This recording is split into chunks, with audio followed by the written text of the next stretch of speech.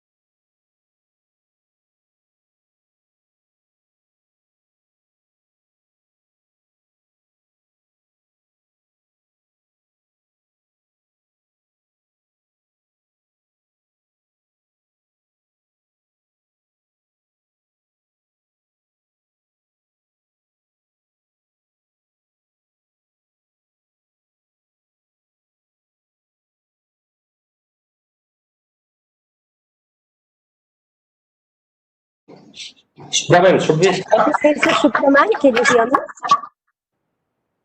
Yeah, I can hear you. Ashutosh, take over. Good evening, everyone. Thank you so much for joining into webinar series for food, nutrition, and health. Let's welcome Dr. Ashutosh Pandey to kickstart the session now. Hello everyone, welcome to this webinar series. My name is Ashutosh, and I think this webinar. Before we start, I want to thank Subra Chakravarti, Director NIPCR, Dr. Amol Panda, Dr. Modi, and Dr. Ajay Prida, ILS, being collaborator of this series. I would like to welcome each one of you अरे कुछ सुनाई नहीं दे रहा है, and be here today. कुछ सुनाई नहीं दे रहा है. Dr. Ashutosh, Subra Chakravarti, NIPCR. Ashwini, I am audible. Dr. Ashutosh, I would request you to please use the headset. There is no clarity of your voice here. My voice? Yes, sir. Okay. Now it is okay. Ashwini, now it is okay.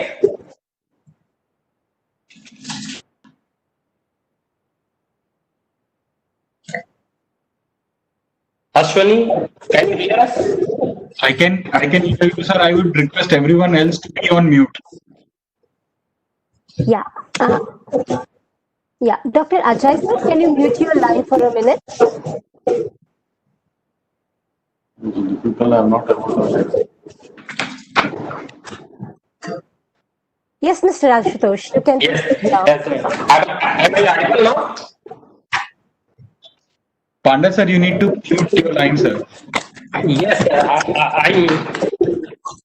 Yes. Now, am I audible?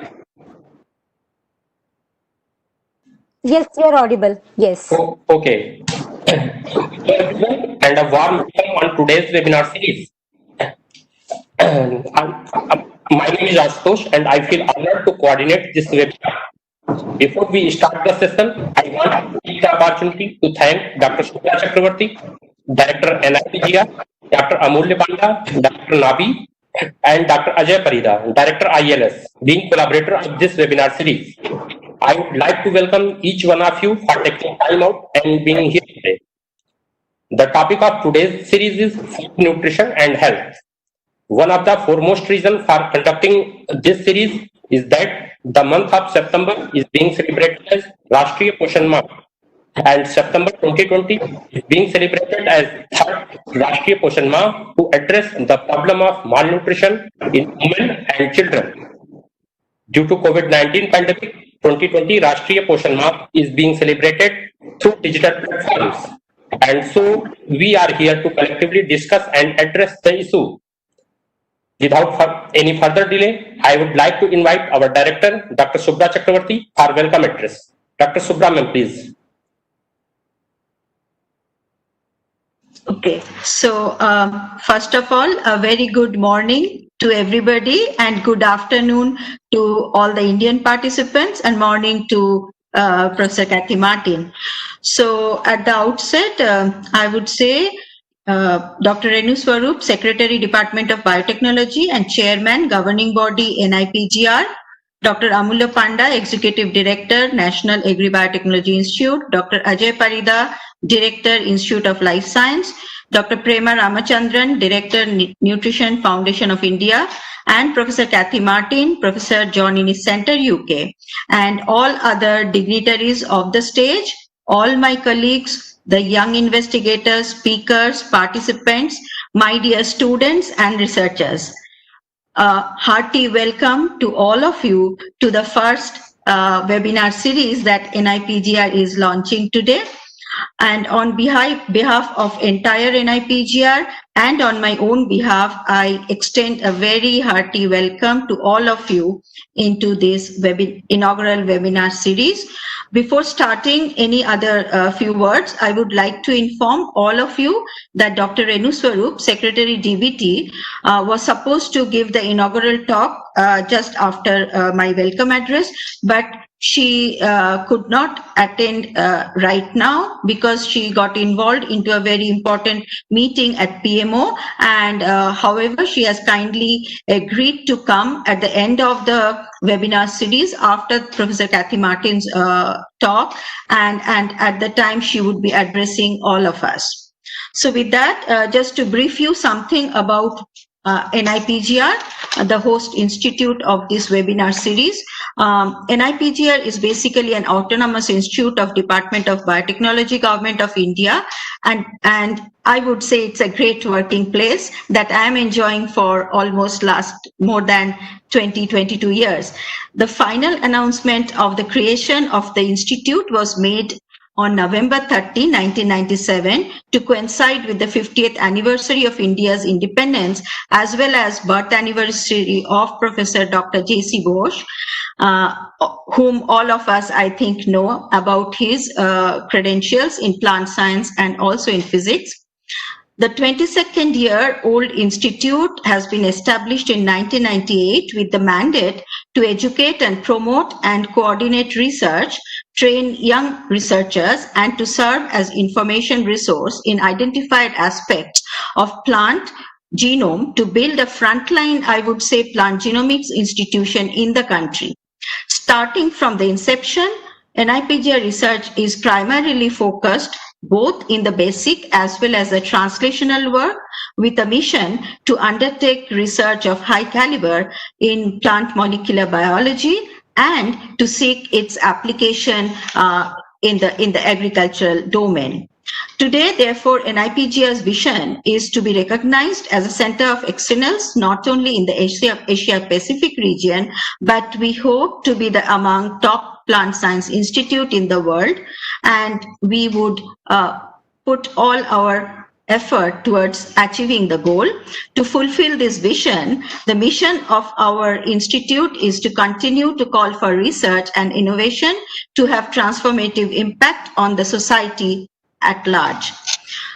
Presently, NIPGR carries out research in plant science in 6 broad categories, namely computational biology, genome analysis and molecular mapping, plant development and architecture, molecular mechanism of abiotic stress response, understanding plant immunity, nutritional genomics, and whatever we learn from all these 6 areas, we try to actually come up with a translational solution in the agricultural field using all different approaches, starting from molecular breeding to transgenics to genome editing, so on and so forth, in the emerging areas based on plant genomics. Now, after I spoke about NIPGR, second point that I would like to mention, that the aim of this webinar series is to bring together leading scientists and young researchers from across the world to discuss the contemporary issues in all these thematic areas that I mentioned, and also share exciting research outcomes and prepare a future roadmap for tackling the key challenges that all of us are facing, not only in India, but worldwide in each of these areas, particularly when all of us are shut down into our institute or home and not able to travel as we all actually regularly been done, but we are not able to do, and possibly we won't be able to do. And therefore, I believe this webinar series platform would give that kind of an interaction to all the young people as well as all of us. So I just have 3 things to say today. Whatever we see in our scientific career, I think 3 things are very important. One is challenge, second is a reflection, and the third is the success. I mean by challenge is that all of you know and would agree with me that doing good research possibly is not a problem in today's world, where we all have good technology, good solution, and also have good working place. Although this year possibly is little difficult for the finance everywhere, India is not the exception as well. But what I think is the challenge is because we have possibly not yet understood fully that it is important enough to come to an open platform and share our thoughts, ideas, and work together in a very, very collaborative manner. So if we have that challenge, the reflection that I think is the difference between a good and a bad institution, in which gives us a place to handhold each other and to grow together, and in the process, who you choose to serve. So therefore, I hope all of us are in such a good platform and from a good institution that we would be able to handhold each other and take forward the science much better way. And I think the success would come if we could do that. And the choice is what we are going to learn from the webinar series now that we are launching, and that put it into the place. So with that, I think with this background in mind, NIPGR is launching its first webinar series on the different thematic areas, as I mentioned to you. The first webinar series is in the thematic area, as Dr. Ashutosh Pandey said, is of the nutritional genomics. And I'm sure you would all agree that the impending changes in global climate coupled with rapidly growing population have resulted in challenges related to food and nutrition. And if you see the 2017 prediction at global level, more than 60% of the burden of disease results from non-communicable diseases, with 28% from communicable, maternal, neonatal, and nutritional disorders. And therefore, malnutrition is responsible for, as of today, 35% of all child death and 11% of global disease burden. Despite the progress made so far, achievement of many sustainable development goal by 2030 becoming challenging, and I'm sure nutrition is a very important area into attaining the SDG by 2030, and the interaction between undernutrition and infection, now more so like a case where we have a pandemic, can create a potentially lethal cycle of worsening the illness and deteriorating nutritional status and thereby the immunity. So if we look at the SDG goal, what we see, the SDG target says that we need to reduce under 5 mortality to 25 per 1,000 live births or below by 2030. The second point related to today's topic is reducing the maternal mortality ratio to 70 per 100,000 live births or below. And the third is to eliminate child overweight by 2030.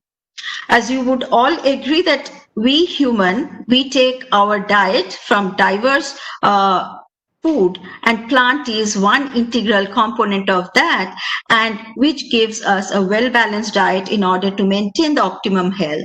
However, a number of human health maladies have been associated with diet due to the presence of intrinsically low level of essential phytonutrients or the absence of or the presence of, I would say, anti-nutrients, which are not only as per the RDA recommendation, and therefore, as stated by WHO, eventually diet is a major cause of chronic diseases.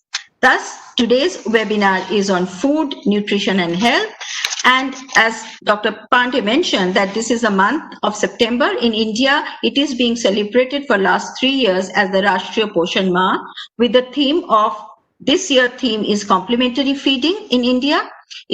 And therefore, in collaboration with 2 of our sister organizations, that is 2 of our another 16 out of 16 Autonomous Institute of Department of Biotechnology, our other 2 sister institutes, National Agricultural Institute, Biotechnology Institute, NABI, situated in Mohali, where Dr. Panda is heading the institution, who is with us today, and also the other one is Institute of Life Science in the eastern part of India, that is in Orissa, where we have Dr. Ajay Parida, who is leading the institute as the director.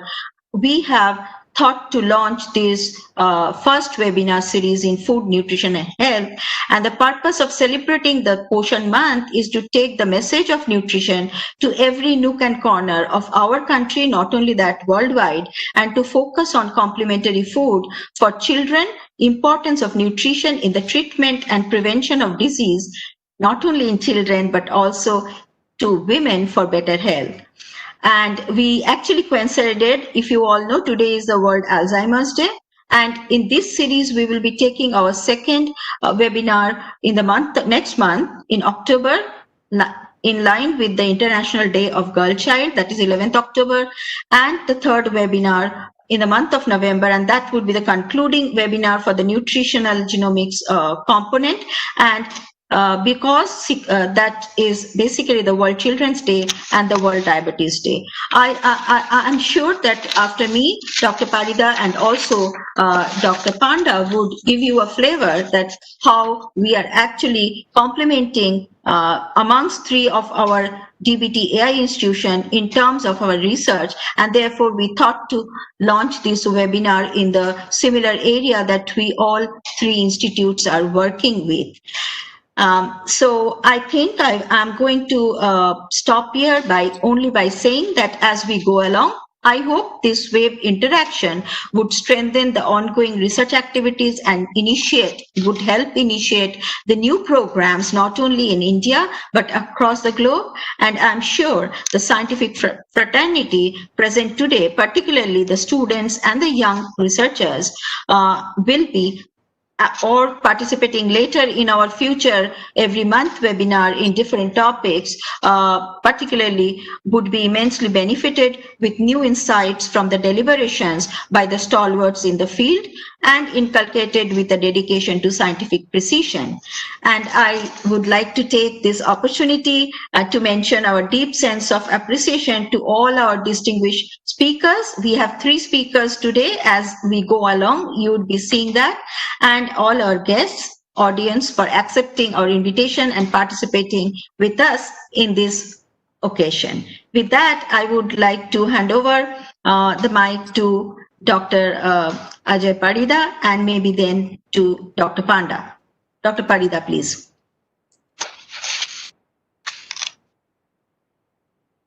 Good afternoon, and on behalf of Institute of Life Science, I must welcome all of you for this particular webinar. And Dr. Subra Chakravarti has already mentioned about the purpose of this particular workshop. And it is only appropriate that during this month of conducting this Posana Via month, and it's very appropriate that you all have been associated with organizing this event. Well, the Institute of Life Sciences, as Dr. Subra mentioned, one of the 16 autonomous institutions of Department of Biotechnology, Government of India. In 1989, this particular institute was established by the state government, but in 2003, this institute was taken over by the Department of Biotechnology. In addition to the crop science research, where our major target is looking into the stressed ecosystem, specifically looking into the biotic and abiotic space, in addition to the working in the tribal areas, we also have a health portfolio with the Institution of Life Science, where we work on cancer biology, infectious disease, and autoimmune disease, genetics. So I'm very happy to partner with NIPGR and NAVI in joining hands and organizing this webinar.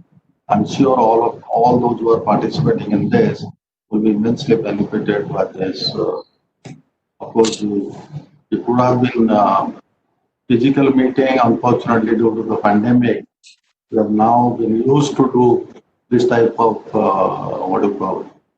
maybe challenging task. All of us are glued to the computers, but I think we'll try to do justice, not only today, but in the coming 2 more webinar series in the area of health, nutrition, and of course, plants. Right. Thank you.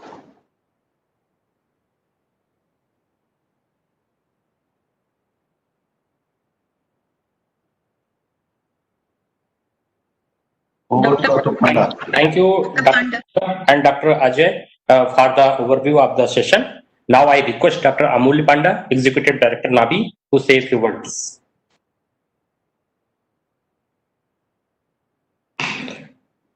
Dr. Panda.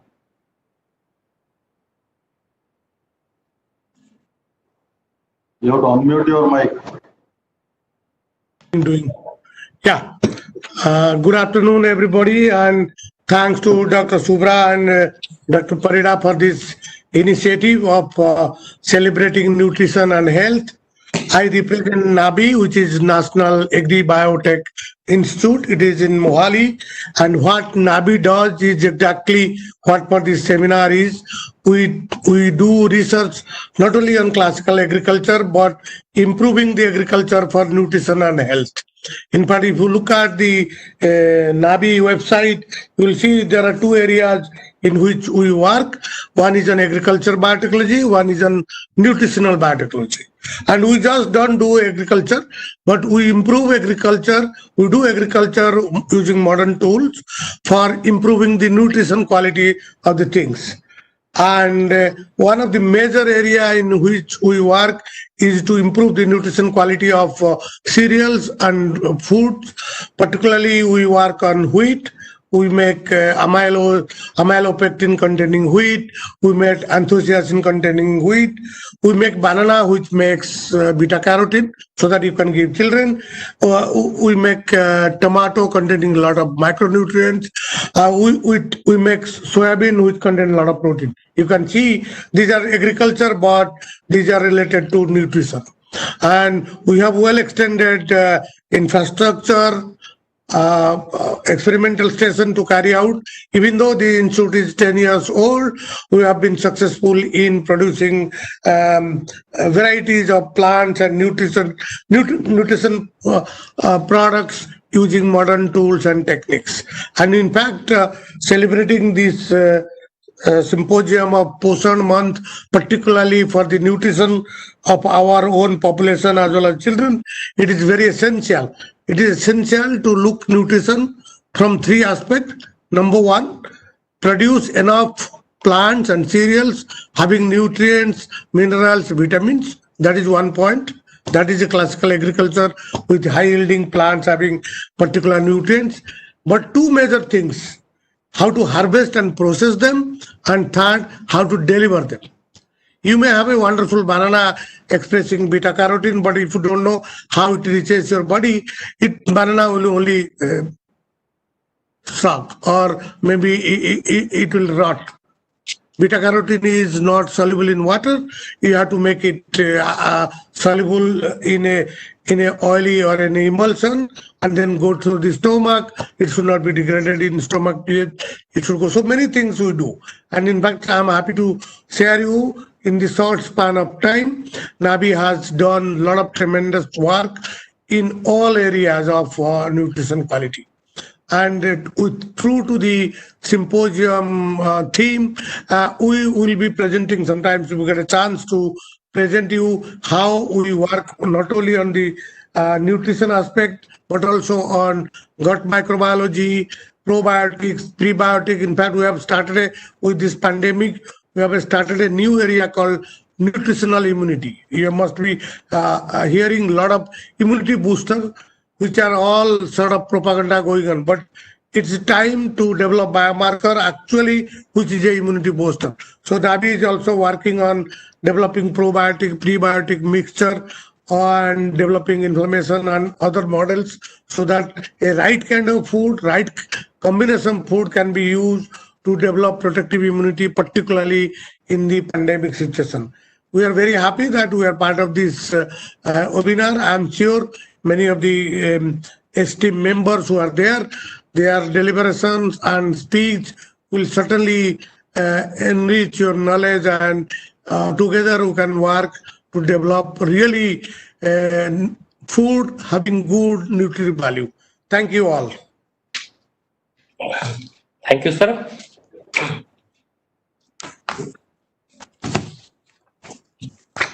Thank you, sir, for the overview of the NABI and the session. Now, I would like to introduce the first speaker of the session, Dr. Prema Ramachandran, Director, Nutrition Foundation of India. Dr. Prema Ramachandran is an eminent expert in maternal and child health and nutrition.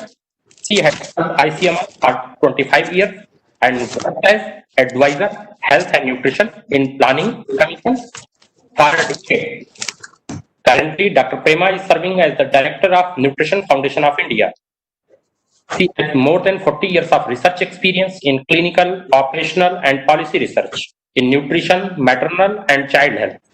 She has over 200 publications in internationally peer-reviewed journals. In addition, in the last decade, she had prepared a country report on dual nutrition burden in India for the FAO, a report on nutrition transition in India during 1947 to 2007 for the Department of Women and Child Development, Government of India, report on nutrition and HIV infection in Southeast Asian countries for WHO and CRO. In addition, she also prepared a technical paper on progress towards nutrition-sensitive agriculture, food security, and improvement in nutrition status in India. She has served as expert in various national and international organizations, including Indian Council of Medical Research, Planning Commission of India, WHO, and FAO. Now, please welcome Dr. Prema Ramachandran, interesting talk on infant feeding, key to optimal nutrition and health. Dr. Prema Ramachandran, please.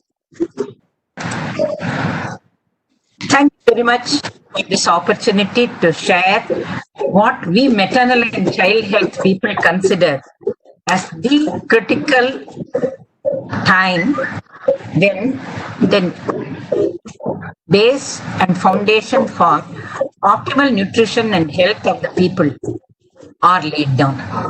After all, when we consider that the very first food that any human being takes soon after birth is breast milk, it is perhaps appropriate that the very first presentation in the lot of this series deals with breastfeeding. I'm going to start sharing my PowerPoint now.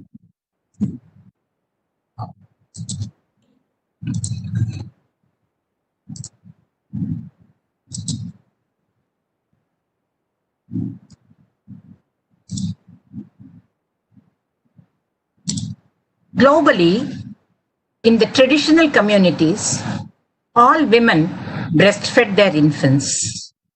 The mother secretes adequate quantities of breast milk containing nutrients needed for optimal growth of infant. Breastfeeding protects infants from all infections, and it remains the critical factor for survival, growth, and development of infants and young children, especially among poorer segments of population in developing countries. Lactation offers some protection to the mothers against too early occurrence of next pregnancy, which inevitably brings adverse consequences to the health and nutritional status of mother-child diet. In recent years, we have also learned that adults who are breastfed as infants are at a much lower risk of overnutrition and non-communicable diseases. In view of all these benefits of breastfeeding across lifespan, it is essential that efforts to protect and promote breastfeeding are continued vigorously. Let's now look at breastfeeding in the Indian context. In the 1960s and 70s, women from many developed and some developing countries started changing over to bottle feeding because they felt it was more nutritious and certainly more convenient. Research studies showed that all countries in the world, in all segments of population, breastfed infants have lower infections, lower mortality, and much better growth as compared to bottle-fed counterparts. In developing countries like India, bottle feeding in poorer segments of population was associated with a very steep increase in undernutrition, morbidity, and infant mortality. Taking into account the severe adverse consequences of bottle feeding, all stakeholders in India undertook a very intensive education campaign to ensure that the population becomes aware of advantages of traditional practice of breastfeeding and also the adverse consequences of bottle feeding. As a result of these massive, sustained nutrition education efforts over the last 4 decades, India has the distinction of being the largest country in the world where breastfeeding is universal in all income groups. Let's see how breastfeeding practices in India occur. In India, over 90% of infants are breastfed in the first month. At 12 months, over 85% of the mothers continue to breastfeed. Average duration of breastfeeding is about 24 months. Indian infants really get the best start in life because of universal breastfeeding. But does that mean that in India there are no problems in infant feeding practices? That's not true. We have problems. First of all, early initiation of breastfeeding within the first day is still quite low. Just about half initiate breastfeeding in the first day. Over time, there has been some increase in bottle feeding, especially in urban affluent families. Only about half the women exclusively breastfeed up to 6 months. And over half of the women delay initiation of semi-solid complementary feed beyond 6 months. Not only that, complementary feeds are inadequate both in quantity and quality. Why are these things happening? Let's have a look. If we look at what the women are feeding to their children, we know that in the first 3 months, almost all the mothers exclusively breastfeed their offspring.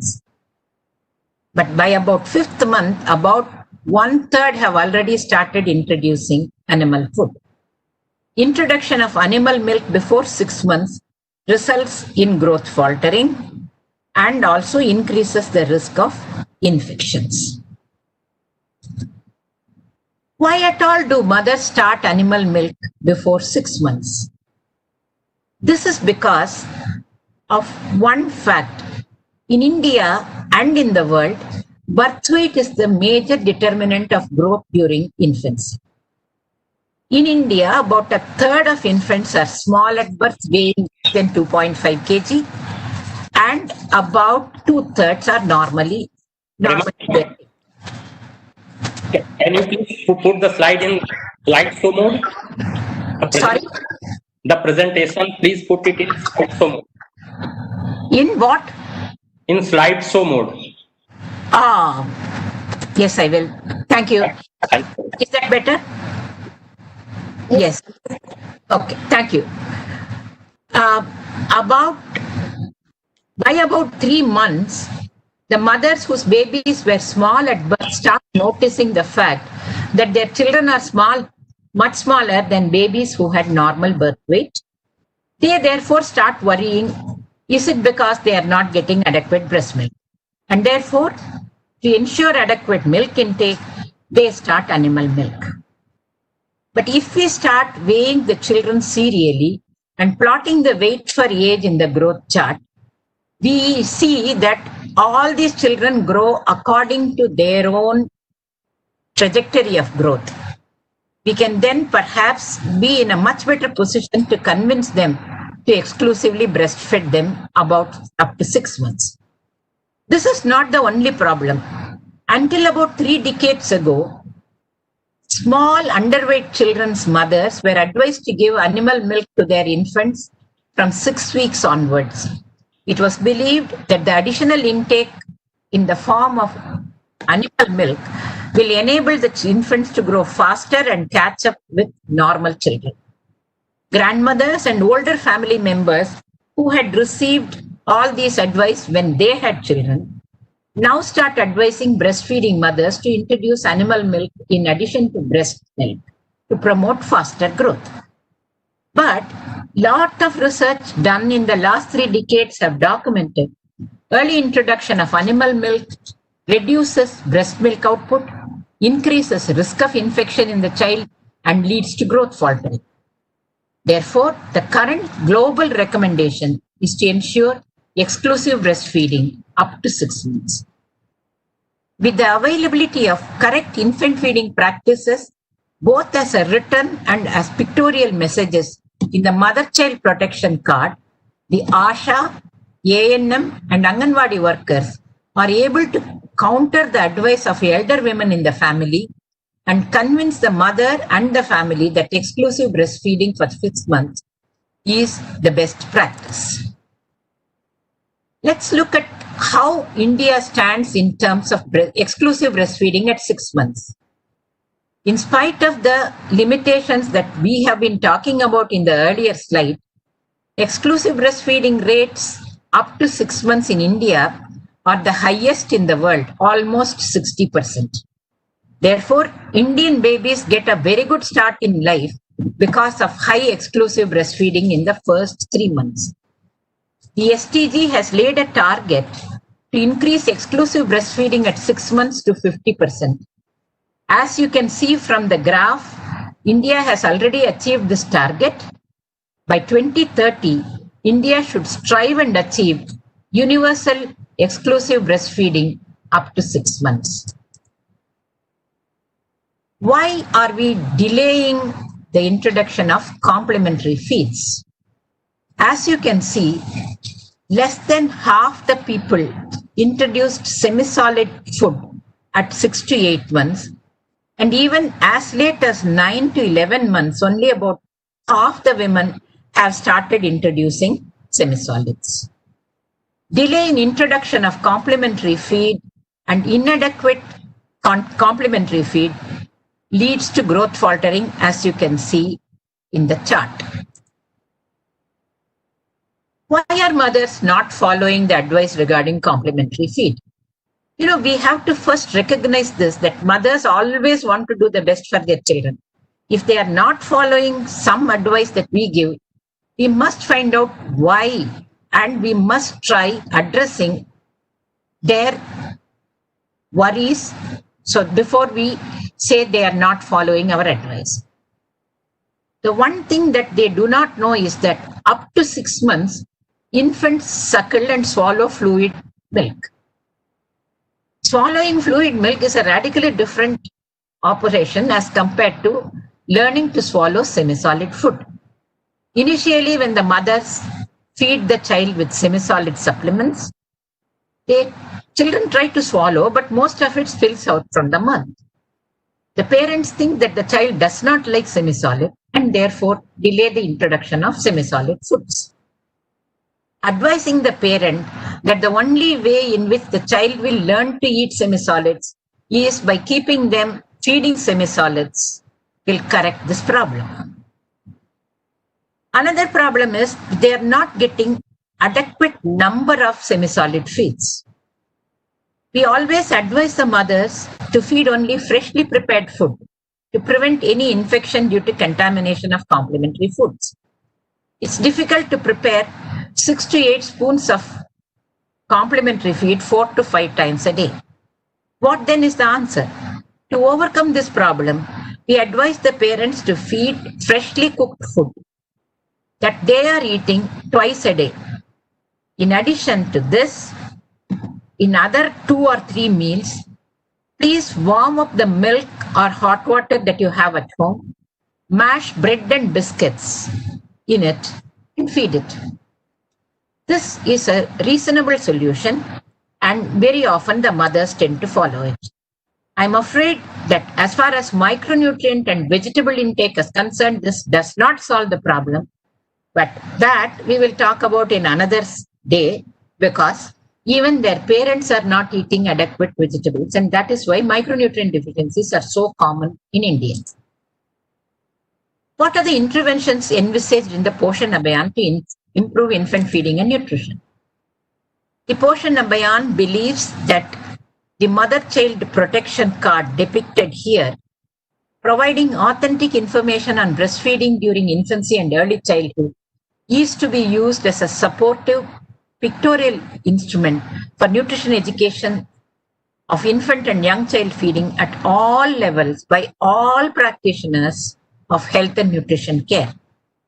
We also would like to emphasize parenting both by mother and by father are essential. Feeding, nutrition, health, and development are interlinked and integrated. The mother-child protection card also has a sex-specific growth chart with the WHO MGRS growth standards.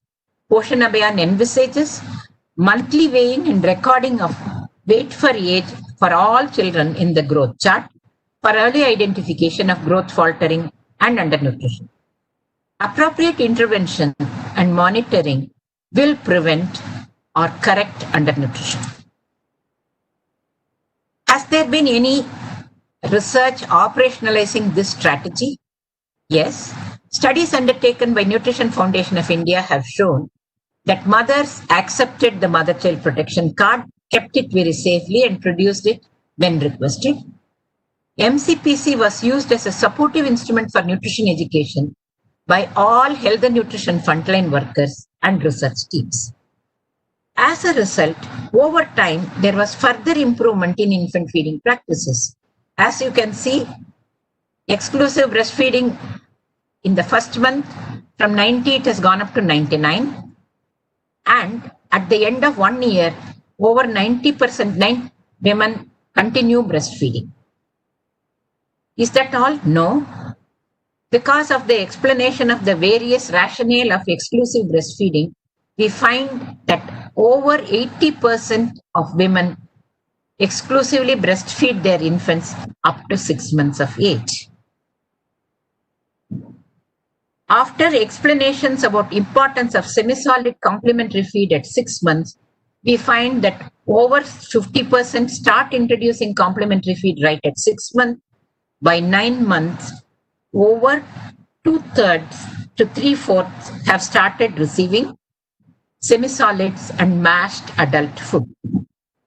How to use home available food to freshly prepare semi-solids and feed the child has therefore led to improvement in complementary feeding, not only in terms of time of introduction, but also ensuring that the child gets the feed 4 to 5 times a day.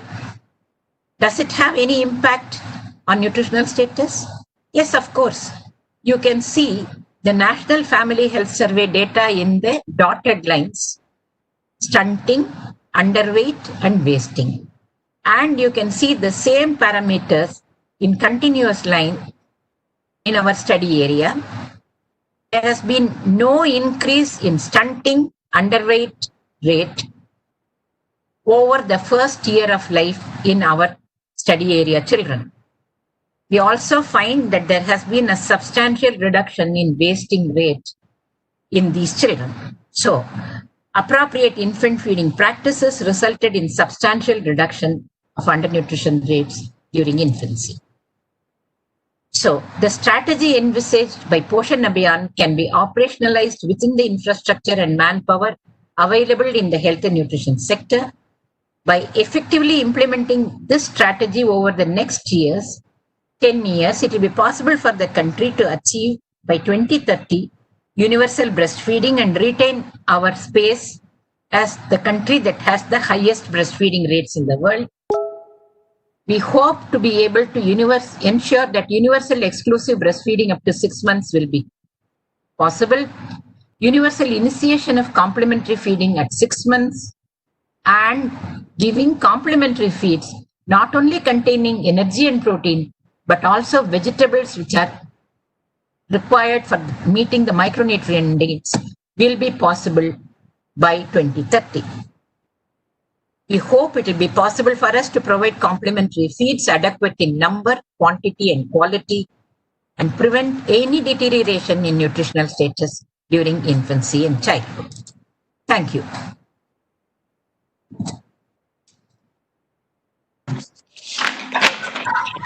Thank you, ma'am, for your presentation. I really appreciate the useful information imparted by you in the limited time. Now the session is open for questions. Any participant can ask the question from Prema ma'am regarding this presentation.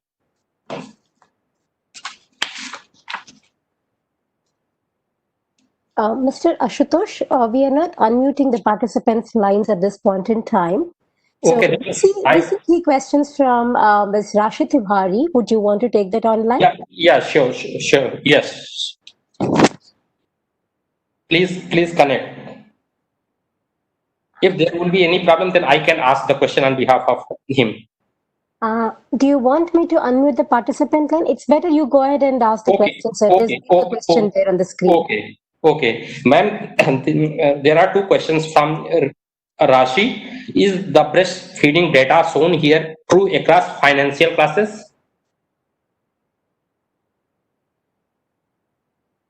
Yes, it is across financial sectors because National Family Health Survey 1, 2, 3, and 4 Okay, ma'am. And modeling another, procedure. okay, ma'am. And another question: when the animal milk introduction in the infants result in a lot of deleterious effect, why we as adults still continue to drink milk from animals? These two are extremely different situations. In young infants, where we are advocating exclusive breastfeeding because breastfeeding prevents infection. Introduction of animal milk very early increases the contamination. Of course, you can never ever match breast milk in terms of being fresh and being totally free of any possibility of infection. That situation does not apply to adults. Okay, ma'am. Another question: a lot of working women do not get exclusive time to breastfeed their babies, especially women who are working on a daily basis. Yes, but it is not as if their mothers and grandmothers did not work and they did find time and space to do it. So it's all essentially the priority that you allocate. And as I said earlier, I always believe mothers believe that their highest priority is their infants. And if we should, government is initiating some procedures, but that is not going to be all. It is ultimately the individual who has to decide how to cope. Okay, ma'am. Thanks, ma'am, for your informative lecture. If there are no more questions on behalf of NIPGR, I would like to thank Prema ma'am. Actually, sir, there is one more question from Dr. Rajendra Singh Thakur. Okay, I can actually. Can you please ask the question? Yes, sir, ma'am. So Dr. Rajendra Thakur is asking a question. Hello, ma'am. What will do if mother did not come proper amount of breast milk? So what should be the line of action in that case? Lactation failure is a very, very rare phenomena in Indian context.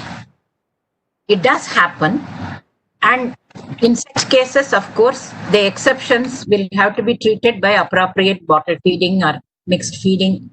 But if we start providing counseling so that the mothers start initiating lactation early, continue breastfeeding their infants at least once in 2 to 3 hours in the first 3 months, these kind of failures are very unlikely to happen. Most often it is because something that one time that baby did not take the feed means, okay, I will give it up. That should not be the attitude. It is persistence that ultimately wins any game. Thank you. Ma'am, one last question from Shweta. Some doctors, according to her, some doctors say that earlier introduction of food can cause food allergic in kids. What is your perspective? Definition has to be early. What is early? Semi-solid complementary food has to be introduced by 6 months of age.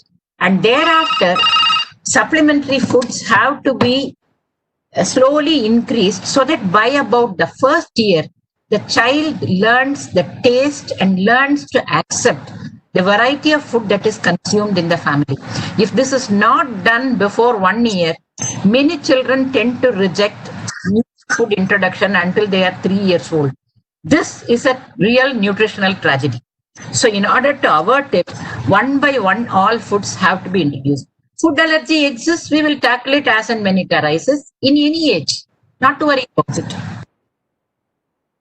Oh, okay, ma'am. Thanks, ma'am. There are some more questions, but I think due to short of time, we will discuss it at the end. Now, thank you, ma'am. And on behalf of NIPGR, I would like to thank you for her so informative lecture. Thank you, ma'am. Thank you.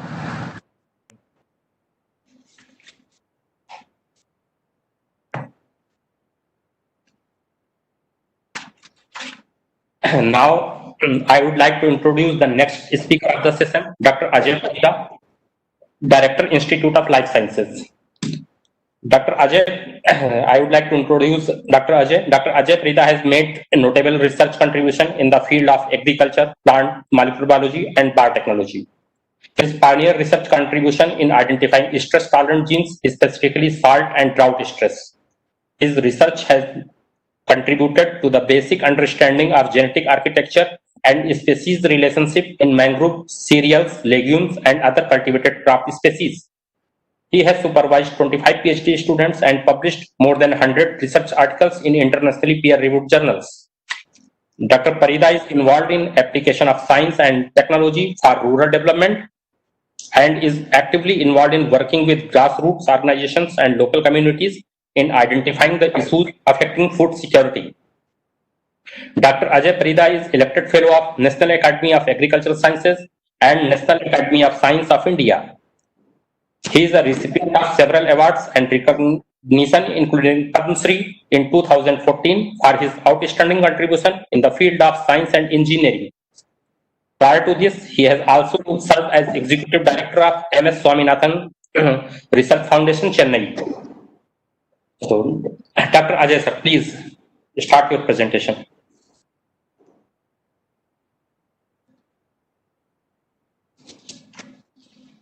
Good afternoon. Thank you, Subra, for inviting me to give this particular talk.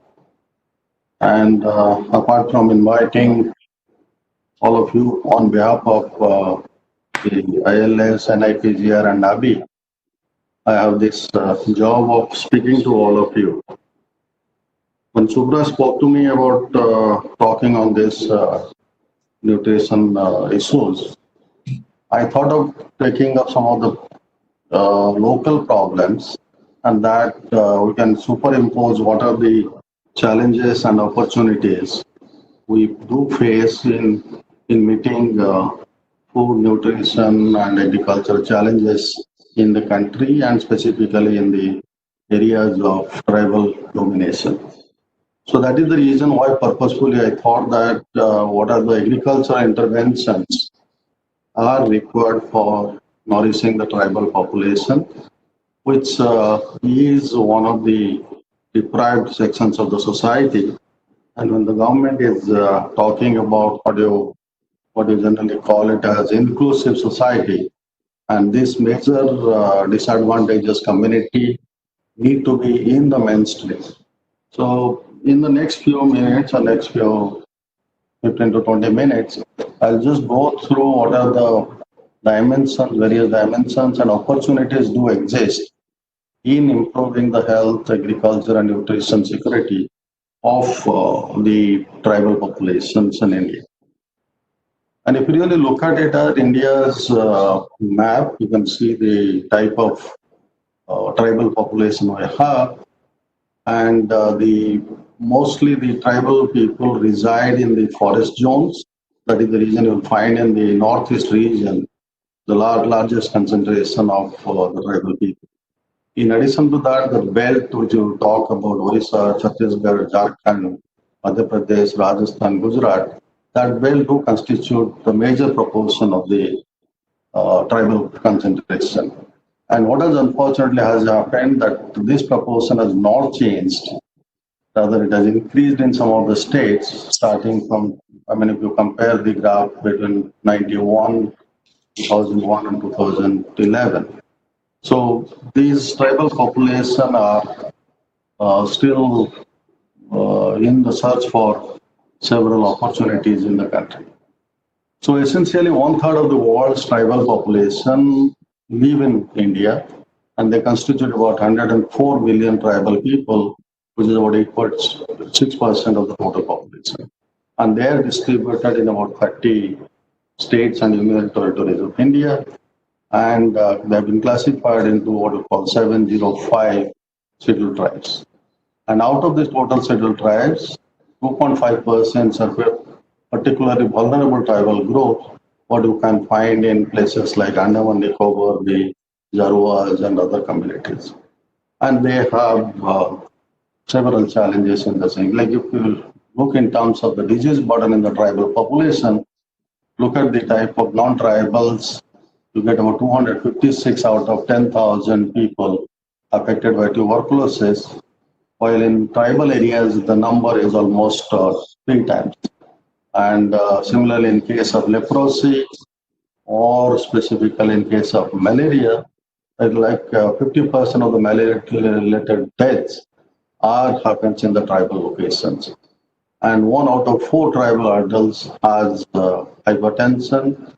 And what is most important is that they're not even aware they have the hypertension. Even if you look at the nutrition as an issue, which Dr. Prema Ramchandran briefly mentioned, 42% of the tribal children are underweight, which is 1.5 times higher than that of the non-tribal children. So nutritional starters, I think if you really look at it, 46% civil tribe women has the body mass index below 18.5, and 68% of the women and 39.6% of the men are anemic, which is highest among all social groups. And even with the 76% of are anemic, out of that, something like about 3.3% are severely anemic. And so essentially, if you like to look at what are the emerging health issues in the tribal population, one is, of course, the aging, the communicable, non-communicable diseases, which is largely was unnoticed or undiagnosed, behavioral health issues like alcohol, tobacco, and other things, injuries, suicide, and malnutrition. These are the major challenges for the tribal populations face. And this is a result of what you call the nutritional disadvantage ratio, what you call, between the tribal and not tribal. If you look at the composition of the food they take, say milk and curd, if you take a tribal, 90% of the tribal women do not have consumption of regular milk or curd, compared to about non-tribal women is about 71%. So I think the disadvantage ratio goes as high as 8.8%. So I think this is a major challenge which is facing the tribal community. Similarly, the health and nutrition starters, or the type of facilities or the services which are being provided to the tribal communities is really much to desire.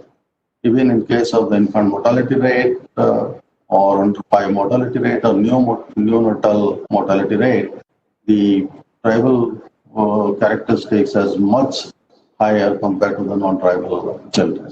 And this is Odisha specific data, but if we look into in terms of the national averages, this number is again abysmally poor.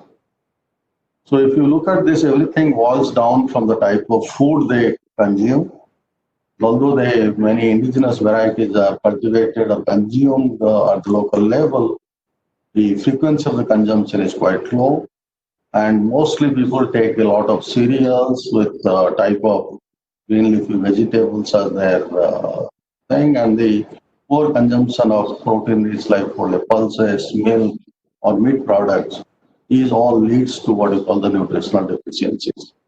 So there has been what you call the disproportionate calorie consumption. If you look at between the tribes and non-tribes, while the tribal people have about 1967 kilocalorie per capita per day intake, the non-tribals, what you call about it, is about 2070. There is quite a difference between them. Even for that matter, if you look at the different states of Odisha, for example, in Dadra and Nagar Haveli, the Civil tribe people consume hardly about 1400 kilocalories per day per capita consumption of this. So there is discrepancy, there is disparity among the tribals and non-tribal people in the consumption. Even if you look at the type of the diet, as I said, that these are the belt where, other than the northeast region, a large proportion of the tribal people reside. And look at the type of, say, dairy products, hardly states like Odisha, Chhattisgarh and Jharkhand, hardly less than about 10% people have access to the dairy milk. And in the other part, like in Gujarat, Rajasthan, hardly anybody has access to eggs and meat and fish.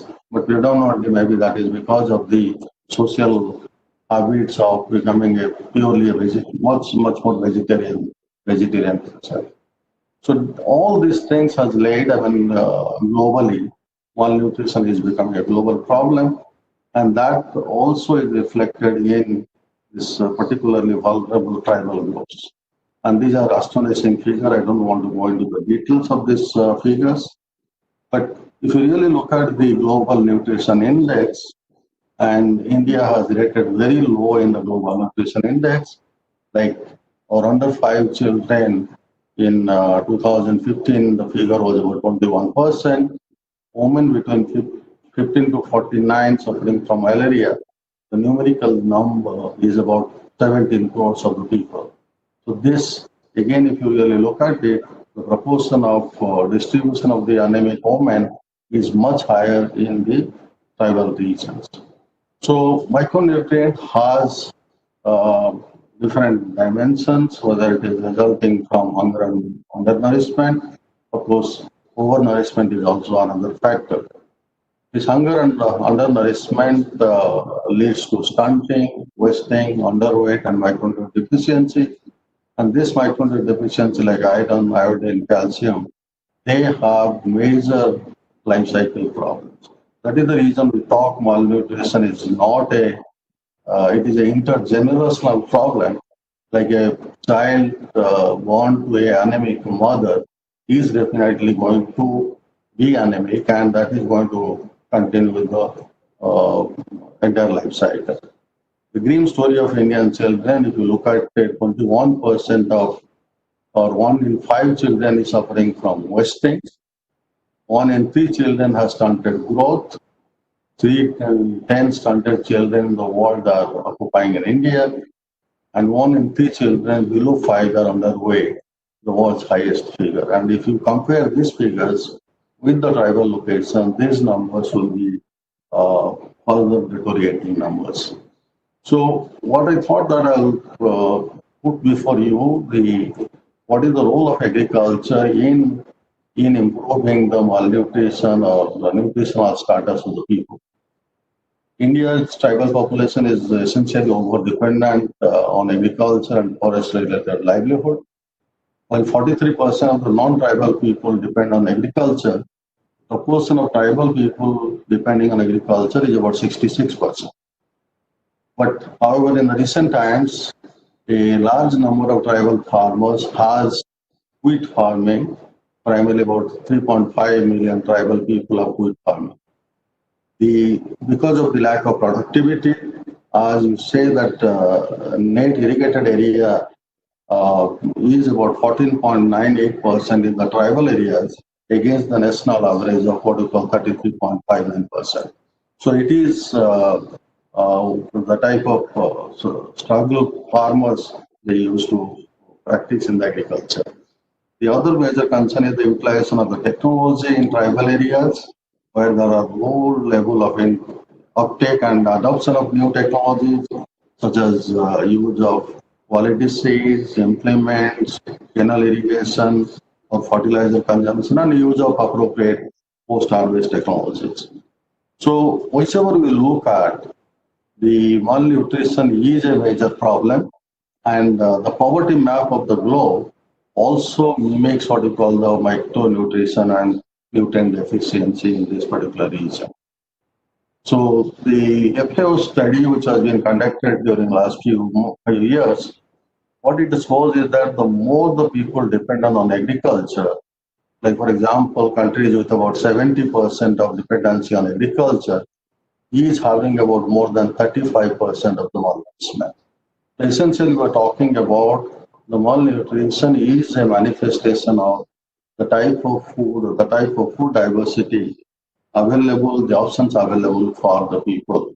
So agriculture is essentially a pathway for addressing the issue of the malnutrition or nutrition per se.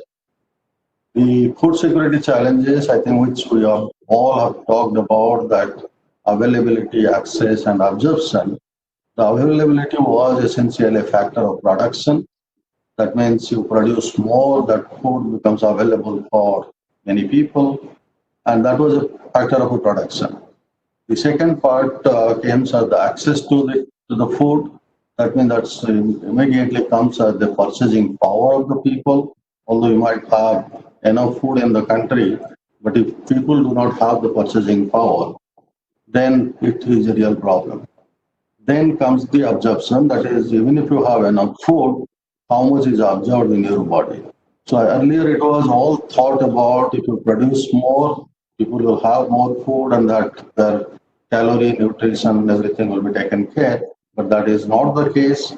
Now people are talking about a linkage between agriculture, health, and nutrition. So essentially, people are nowadays talking about what you call a food-based approach to world nutrition rather than a drug-based. So essentially, if you look at, we need to improve the nutritional value of the key crops, increase the dietary intake of the nutritious crops, increase agriculture income, improve nutrition knowledge and practices, and improve policy coordination, which will have improved agriculture and nutrition linkage that will obviously lead to the improved nutritional status.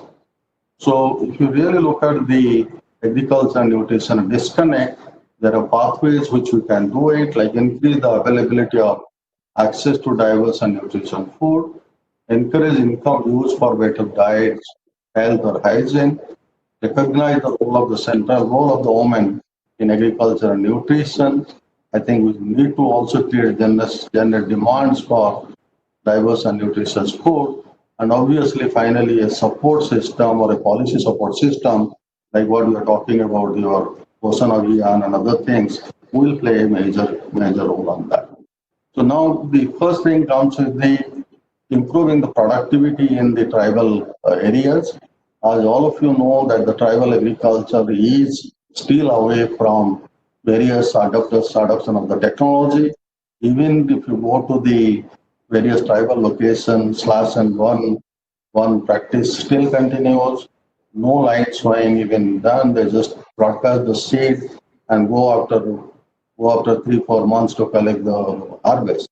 So I think a lot of efforts are being done at different locations for improving the agricultural production, both in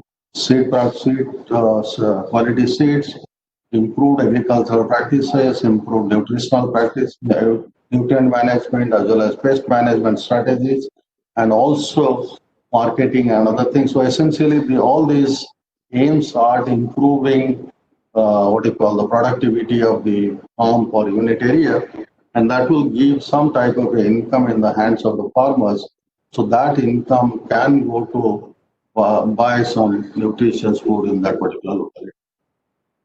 The tribal regions are, if you visit a tribal area, you will find this type of farms, which are in all type of landscapes.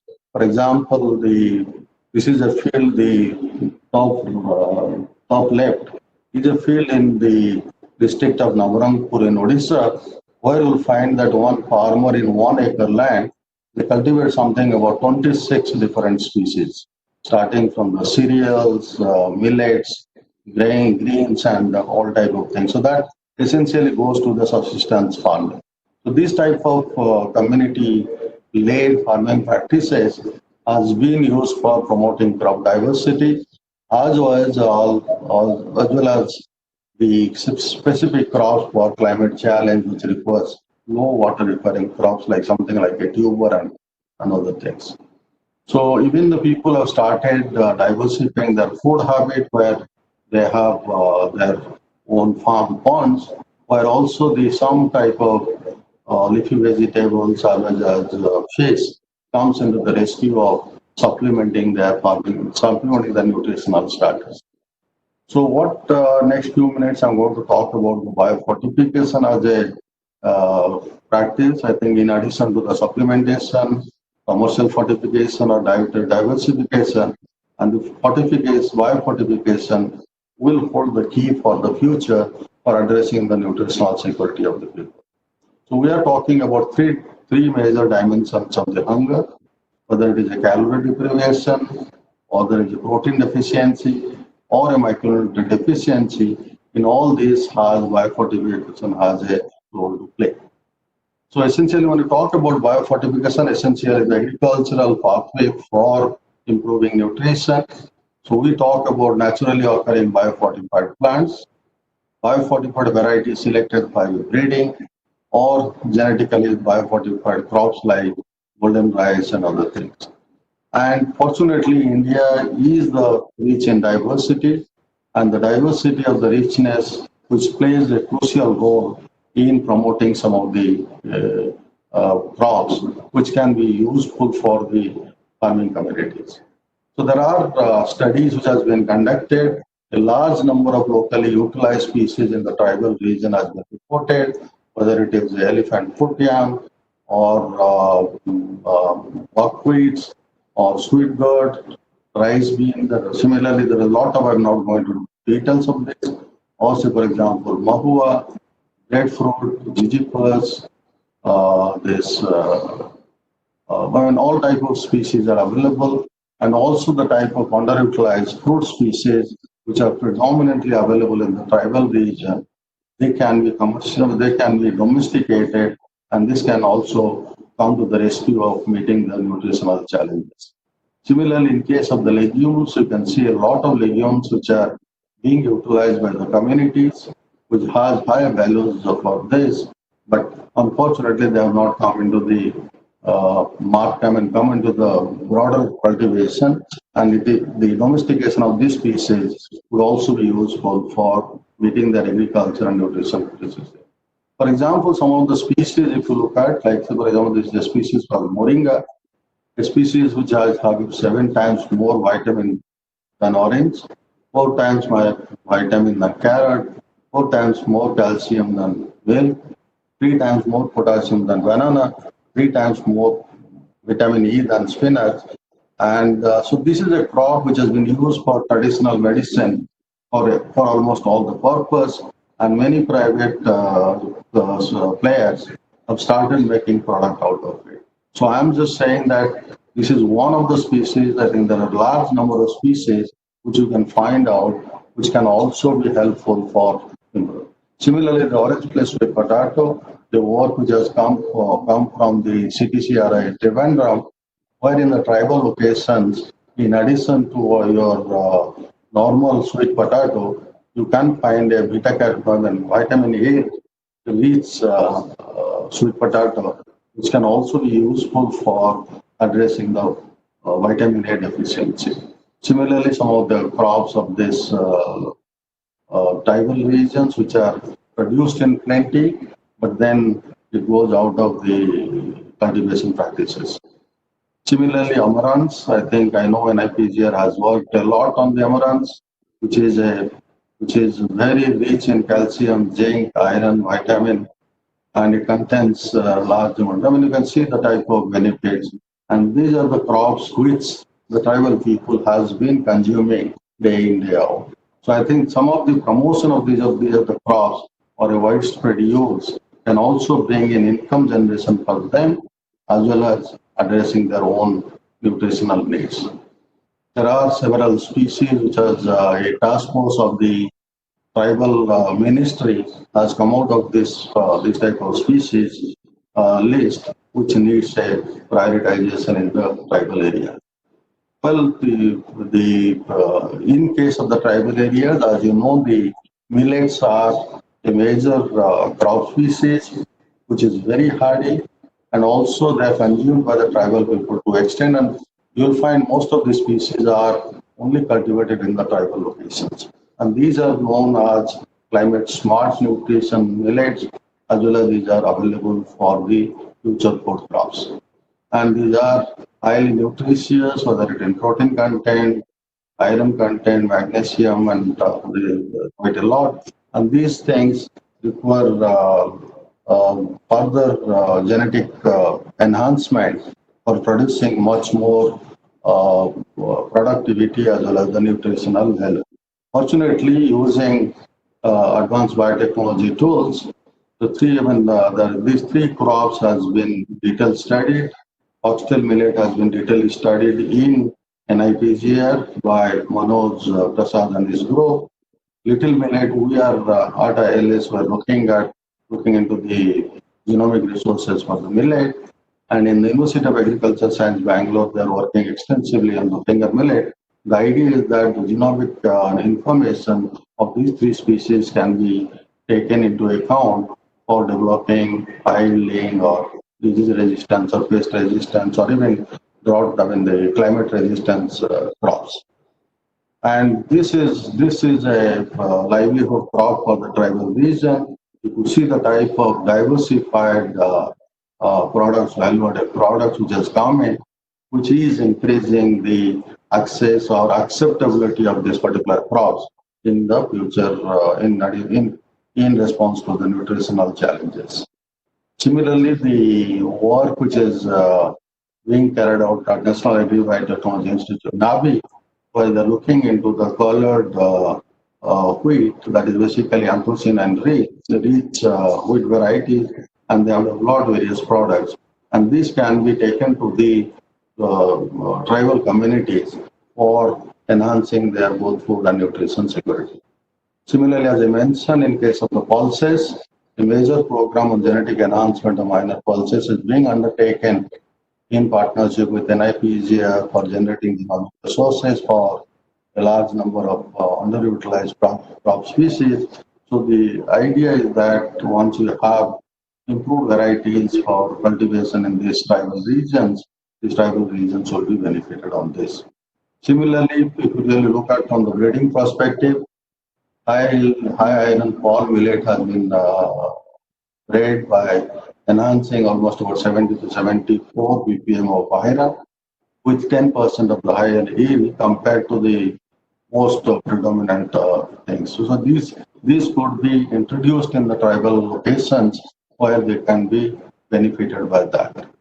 Similarly, the India Biofortification Network Program, a high zinc rice slice has been identified, which has something about 30 ppm of zinc in comparison to what you get in the normal rice, something about 13 to 14 ppm. So it is almost double. These are bred by what you call conventional breeding methods. Similarly, there are global effort where a large number of crops are being enhanced with the nutritional traits.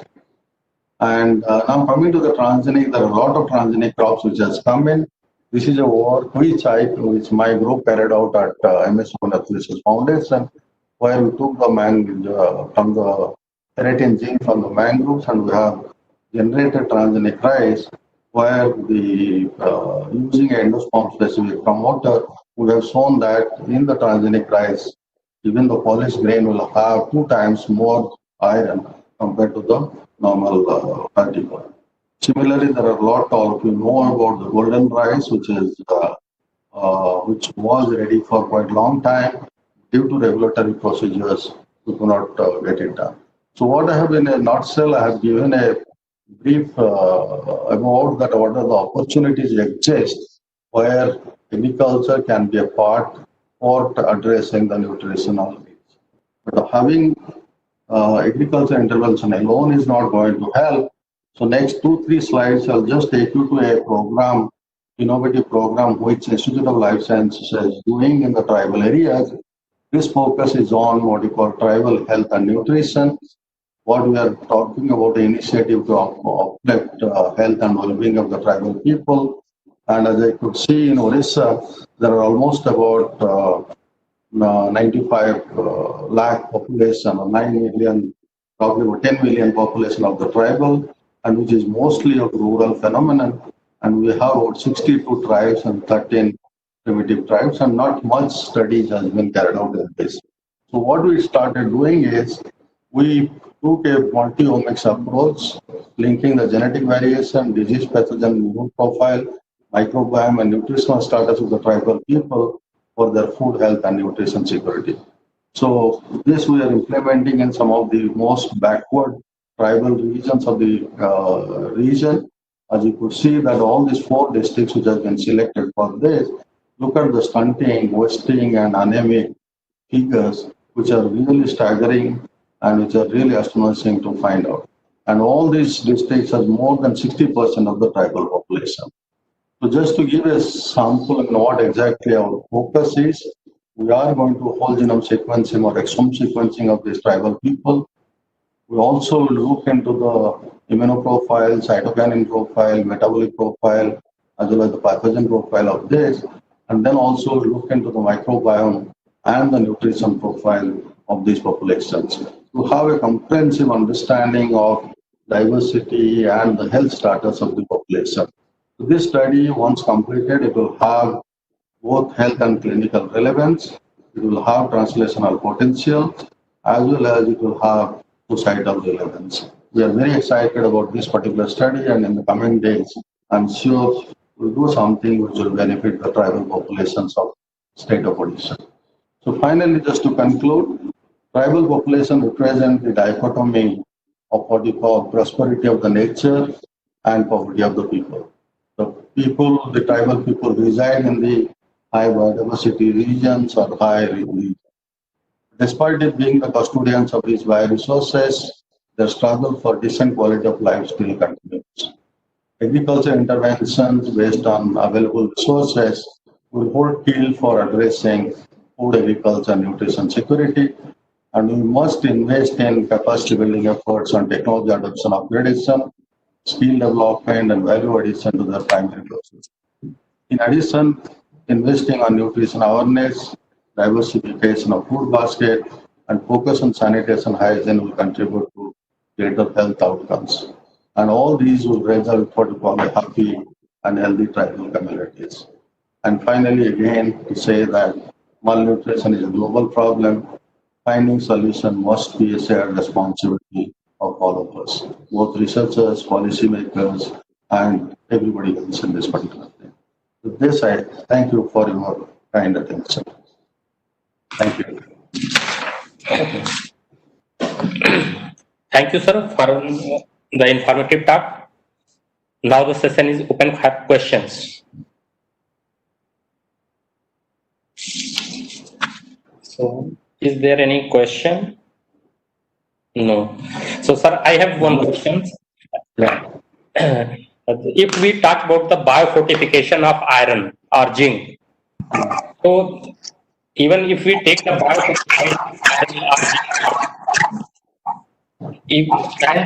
if we don't have a right aspect ratio with vitamin C, then it would not get bioavailable in our body. So what is your opinion in this? No, we're not talking about, see, these are the biofortifying the staple foods. So whatever is available, whatever, like, if you look at the germplasm collections, you will find quite a range of iron content or G content in that. Yes, so obviously, if it is not going to be digestible, so even say, for example, people are talking about phytic acid, reducing the absorption of the zinc and body. So all this bioavailability has to be studied. But the experiment which has been done with the Paul millet high iron variety, even with increase of 50% of iron content, is not, it is not going to have any adverse effect on the health. And so that bioavailability study has already been conducted on that. Okay. And the similar thing with biofortification of provitamin A. All the provitamin A, like if we talk about alpha carotene or beta carotene or lycopene, lycopene to some extent is soluble in water, but alpha carotene and beta carotene is not soluble in water. It is basically ether soluble metabolite, or in body it forms an emulsion with the lipid. So how it will be bioavailable, even if we biofortify the crops with provitamin A, but if it will not get bioavailable in our body, then no, all these things has been done. Before you make a particular product available to the market, it has to go through all type of assays. So whether, like for example, golden rice, a lot of safety studies has been conducted, or in case of say Nabi, the pro-vitamin banana, Yeah. there is a lot of study has already been conducted. So unless and until it passes through the required absorption level, it will not be acceptable. No, Ajay, let me reply you about that solubility things. See, I told even in Nabi banana, we know beta carotene is there in banana, but Yes. beta carotene is oil soluble. So what they were doing is put them in a oil mixture. So what I suggested, take the banana, put in high fat milk. High fat milk has all fats. Just like you take doodh haldi, haldi is soluble in milk. So we are putting a banana shake, spray drying it and making powder. So it is the carotenoid is entrapped and solubilized in the lipid fat globule of the milk, and that became a edible thing. Yeah. That's what we are doing. It's a very easy way of doing it. Great. But as Ajay told, everything is formulated, go through proper procedure, evaluation, then only it is available. Thank you so much. So, is there any more questions from participants? A small request to participants that please type your questions in the chat box so that I can take the questions from the presenter accordingly. Yes. So Dr. Kathy has a question, I think. Dr. Kathy, please. Yeah, please. Kathy, please unmute your speaker. You are muted. Okay. Yeah. Sorry. I wanted to know whether low-tech solutions to iron availability, like the lucky magic fish or lucky iron fish that have been quite successfully used in Southeast Asia, have been trialed in tribal communities. I don't know whether you know what I'm talking about, but one of the arguments is that iron deficiency is more prevalent these days because people have stopped using wrought iron cooking ware.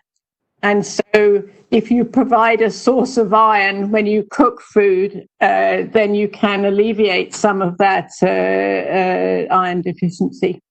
Yes, sure. That is a new.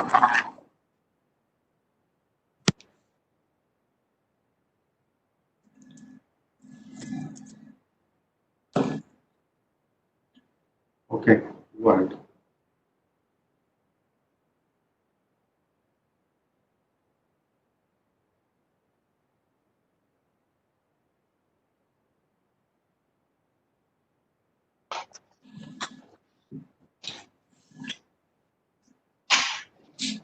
Mr. Ashutosh, Yes.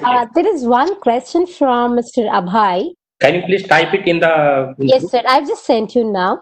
This is from Mr. Abhay. We have one question. Okay. Yes, Ajay sir, there is a question from Abhay. Yeah. What are the efforts to promote the tribal land races and vegetables that are quite superior nutritional than the cultivars? Yeah, there are a lot of efforts are going on in assessment of the tribal land races of various crops, non-crops, or the locally available plant species for the nutrition starters. For example, the CRRI Katak or even say MS Swaminathan Research Foundation, lot of land races of rice and others has been collected. So they are being evaluated. And even the national germplasm resources like NBPGR, a whole lot of land races from the tribals are being evaluated. Okay, sir. And another question from Dr. Rajendra Singh. Is the biofortified varieties are suitable for soul eating or mixed food like soul rice or wheat? No, this is biofortified food is nothing, it's not a what you call designed food. The same crops which will take, like say for example,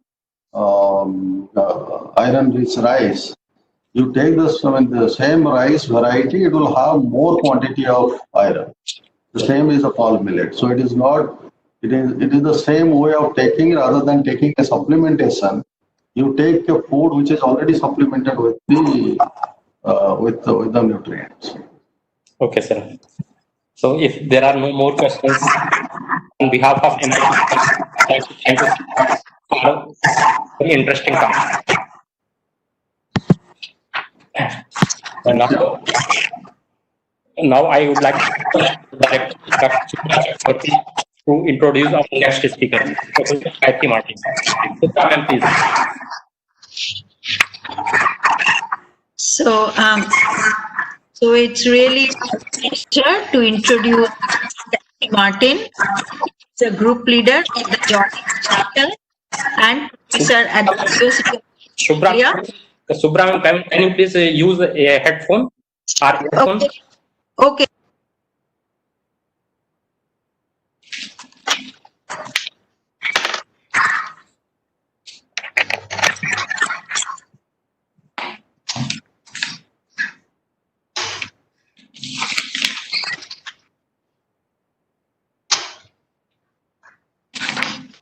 Can you hear me? Yes, ma'am. Yes. Okay. So it's really my pleasure, and it's really my pleasure to introduce Professor Kathy Martin, who is a group leader at the John Innes Center and professor at the University of East Anglia. Kathy's interests span from fundamental to applied plant science. She actually researches into the relationship between the diet and health and how crops can be fortified with polyphenols to improve diets and address the global challenge of escalating chronic disease. And Kathy is also involved in genetic screens to identify crops which lack toxins that cause nutritional diseases, and has recently initiated a collaborative program with China, which is in a very extensive way, I think, to research on flavonoid bioactives in Chinese medicinal plant.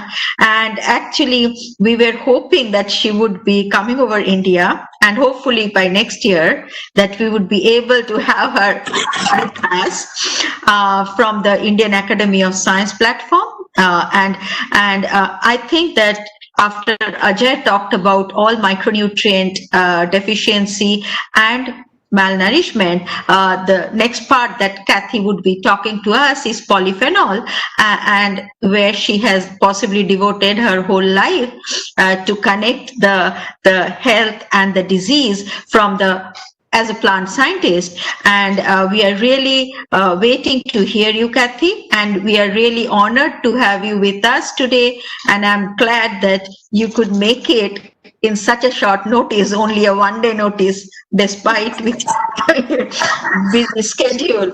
And also Professor Martin is the fellow of Royal Society, UK. And as I think all of you know, and I now invite Kathy to deliver a talk on the benefits of a colorful diet. So I think we are moving from colorful legumes to the colorful vegetables and fruits. Okay. So please tell me whether you can hear me or not. Can you hear anything? Yes. You are. Yes. And can you see my slides?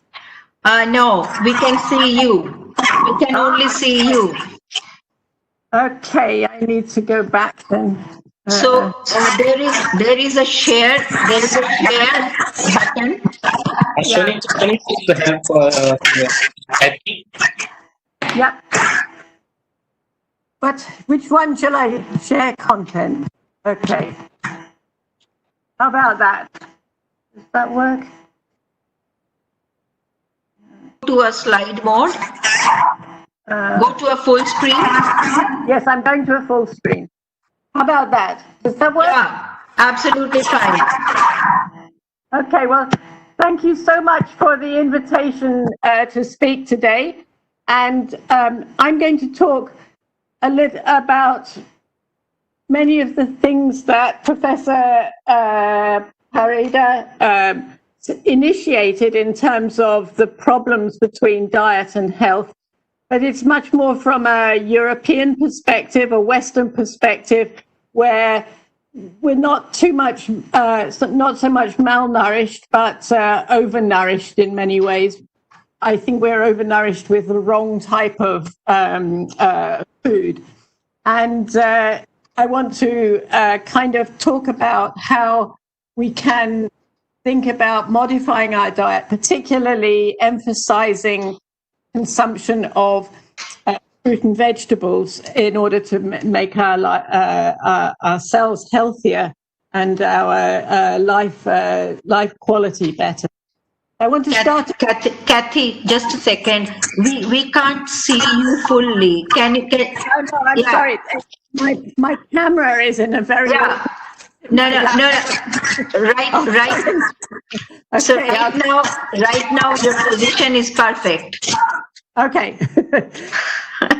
I want to start off this talk with a quote that it's unassigned to anyone, but it's on the internet, which says that medicine is not about health care, food is about health care, and medicine is about sick care.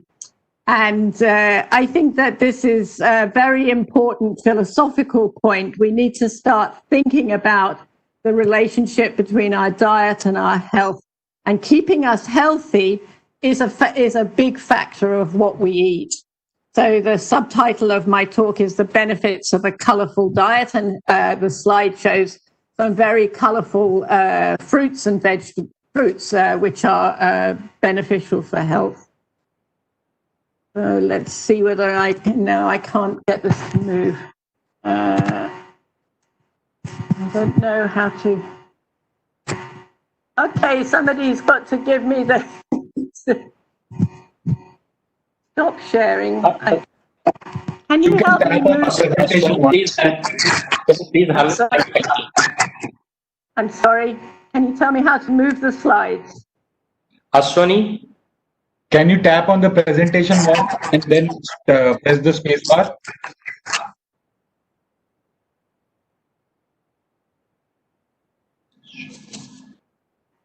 This is not going to work.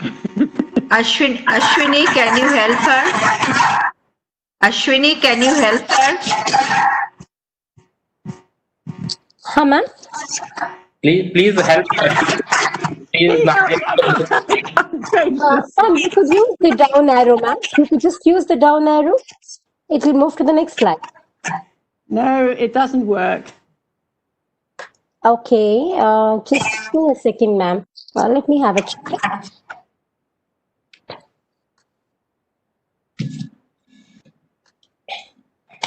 Ma'am, can you stop sharing and restart again? Would you mind doing that? Stop sharing. Okay, and now what do I do? I go again.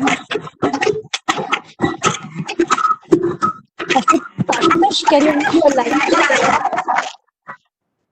Now I can do it. Yes, ma'am. One second. Yeah, ma'am, just use the down arrow. I closed it down. It seems to be working now.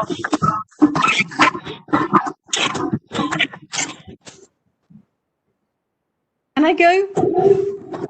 Yes, ma'am. Yes. Thank you. Okay. So we've known for more than, there's a lot of interference on this line now.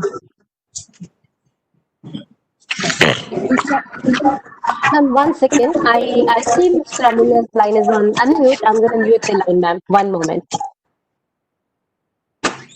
Yes, ma'am. You're good to go. I'm sorry. Okay. We've known for more than 50 years that consuming relatively large amounts of fresh fruit and vegetables, or fruit and vegetables, in fact, they can even be cooked, is good for our health. This came from initial reports from people like Doll and Pito in the early 1970s, who also reported the problems for health with cigarette consumption.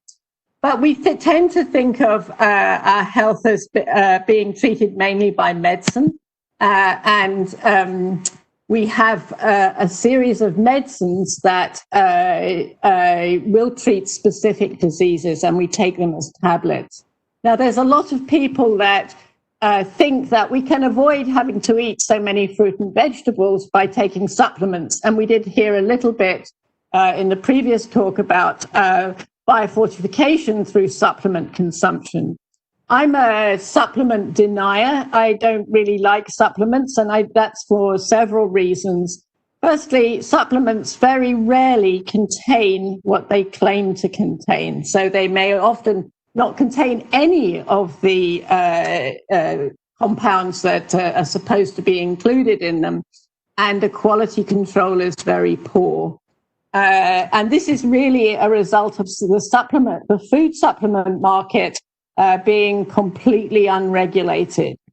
The second reason for not supporting the consumption of supplements is that where clinical trials have been done and supplied compounds from plant-based foods, the only time that toxicity has been reported have been when people have been consuming those compounds as supplements way over the types of levels that you would get in a daily dietary context through your food.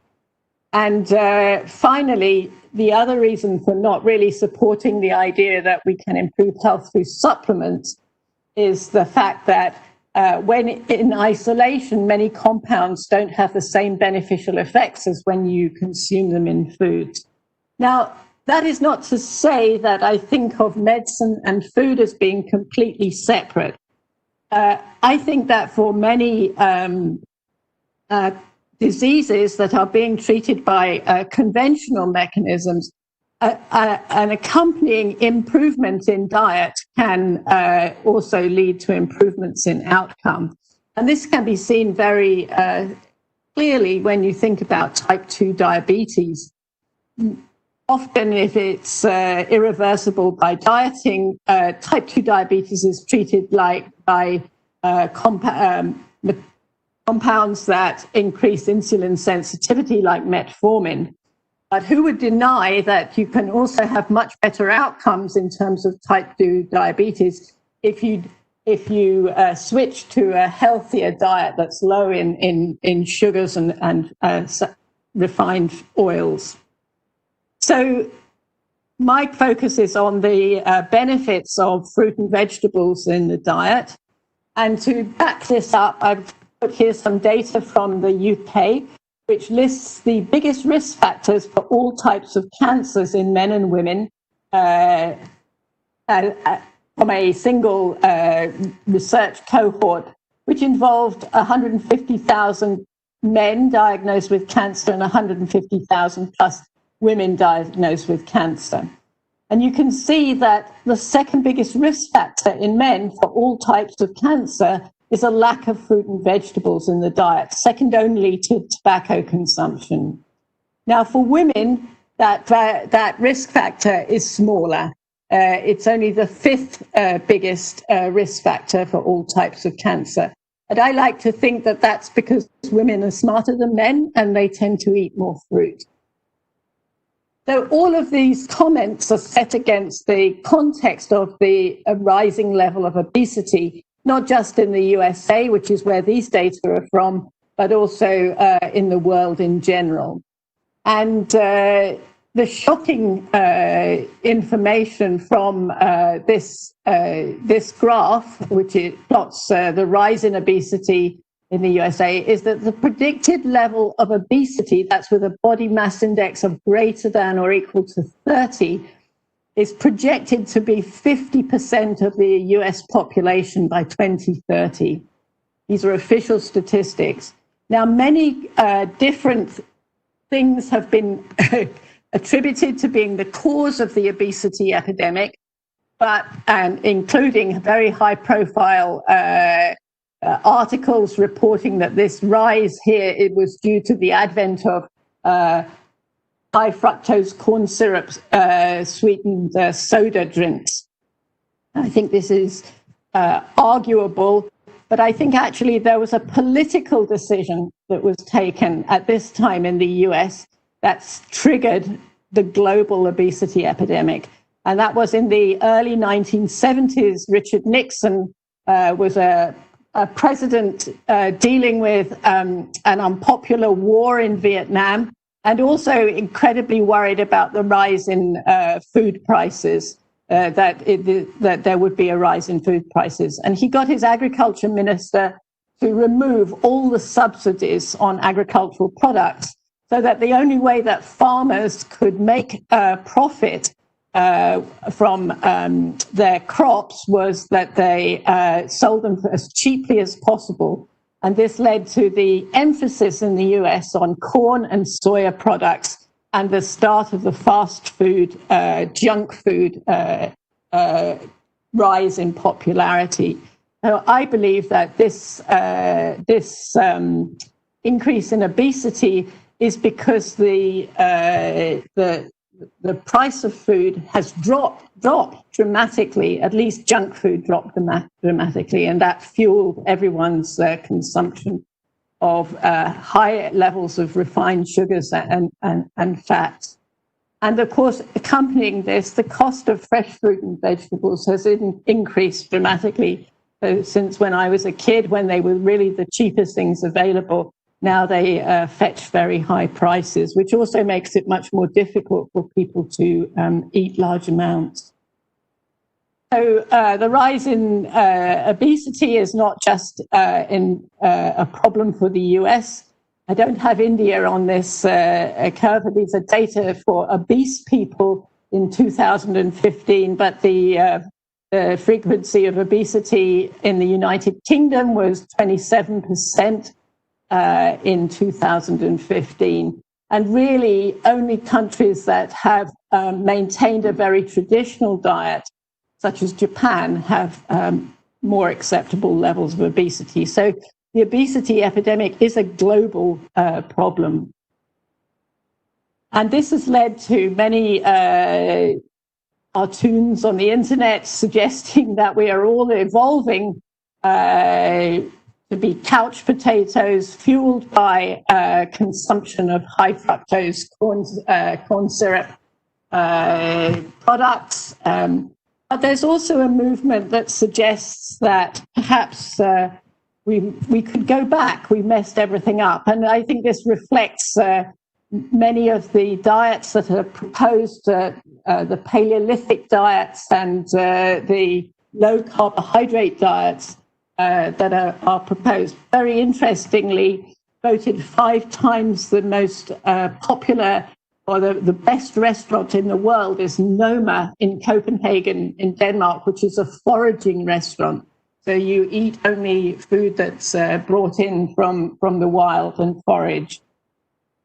I don't think that there's any way that we can address the issues of food security in the world by us all returning to being Paleolithic hunter-gatherers. The only thing I would say from this cartoon is that we should look at the diets of our ancestors, the diets we evolved to eat, if you like, we're adapted to eat, to get some guidance about what type of foods we should be eating. And for sure, Paleolithic man didn't have access to Big Mac or Coca-Cola. So here I've put a representation of a modern Paleolithic diet. So it's not a Paleolithic diet, but it's what clinicians use to reproduce a Paleolithic style diet when they do clinical trials. And you can see that there's a heavy preponderance of fruit and vegetables there. These are not cereals, these are nuts. And we also have lean wild meat and fish. And that's in contrast to a modern Western diet, which is much more similar to the type of diets that many urbanized societies, even in developing countries, many urbanized societies will be consuming something like this. I put in 1 tomato just to show that there might be a small component of fruit and vegetables, but it's really in contrast to this type of diet. And the other problem, given that we're talking about children and diets here, is that these Western style diets are highly addictive. So if you bring up your kids starting with this type of junk food, they will never get a taste for this type of food. They will, the flavor enhancers and the soft, palatable nature of this food will completely destroy their ability to appreciate the healthy stuff. So what should we do to try and encourage people to eat more healthily and improve their long-term health status? We could have a public information campaign, but I like this slide very much because it shows what happened as a result of the 25-year public information campaign in the USA and at least all over Europe as well, campaigning for people to eat 5 a day. And here you can see the net increase in the US between 1996 and 2009 in people consuming at least 5 helpings of fruit and vegetables a day. And that's as close as I've seen to a straight line. So billions of dollars spent on trying to persuade people to switch their diets to improve the health component of their diets, and absolutely no impact at all on people's behavior. And I think that's quite a depressing thought that we can't do it by communication alone. But a very interesting report. Oh, I should also say that the other big advantage, if we're thinking about the future of more of diets that are more plant-based, that have greater components of fruit and vegetables in it, that they're much more sustainable in terms of agricultural practices than anything that involves meat. And these show the amount of land that is dedicated to beef production, the amount of water that it requires, and the amount of greenhouse gas emissions that are associated with beef production. And down here we have corn and pulses, which are really the most efficient ways of producing protein in the world. So an important report was published about nearly 2 years ago now, beginning of 2019, which is called Food in the Anthropocene, the Eat-Lancet Commission on Healthy Diets for Sustainable Food Systems. And the lead author, Walter Willett, is a kind of hero of mine. And he is advocating that we should all we have to switch to a more plant-based diet in the near future. And that will also bring with it real benefits in terms of sustainability of the food system. He calls this the great food transformation, and he admits that humanity has never aimed to change the global food system on the scale envisaged, and this objective is uncharted territory.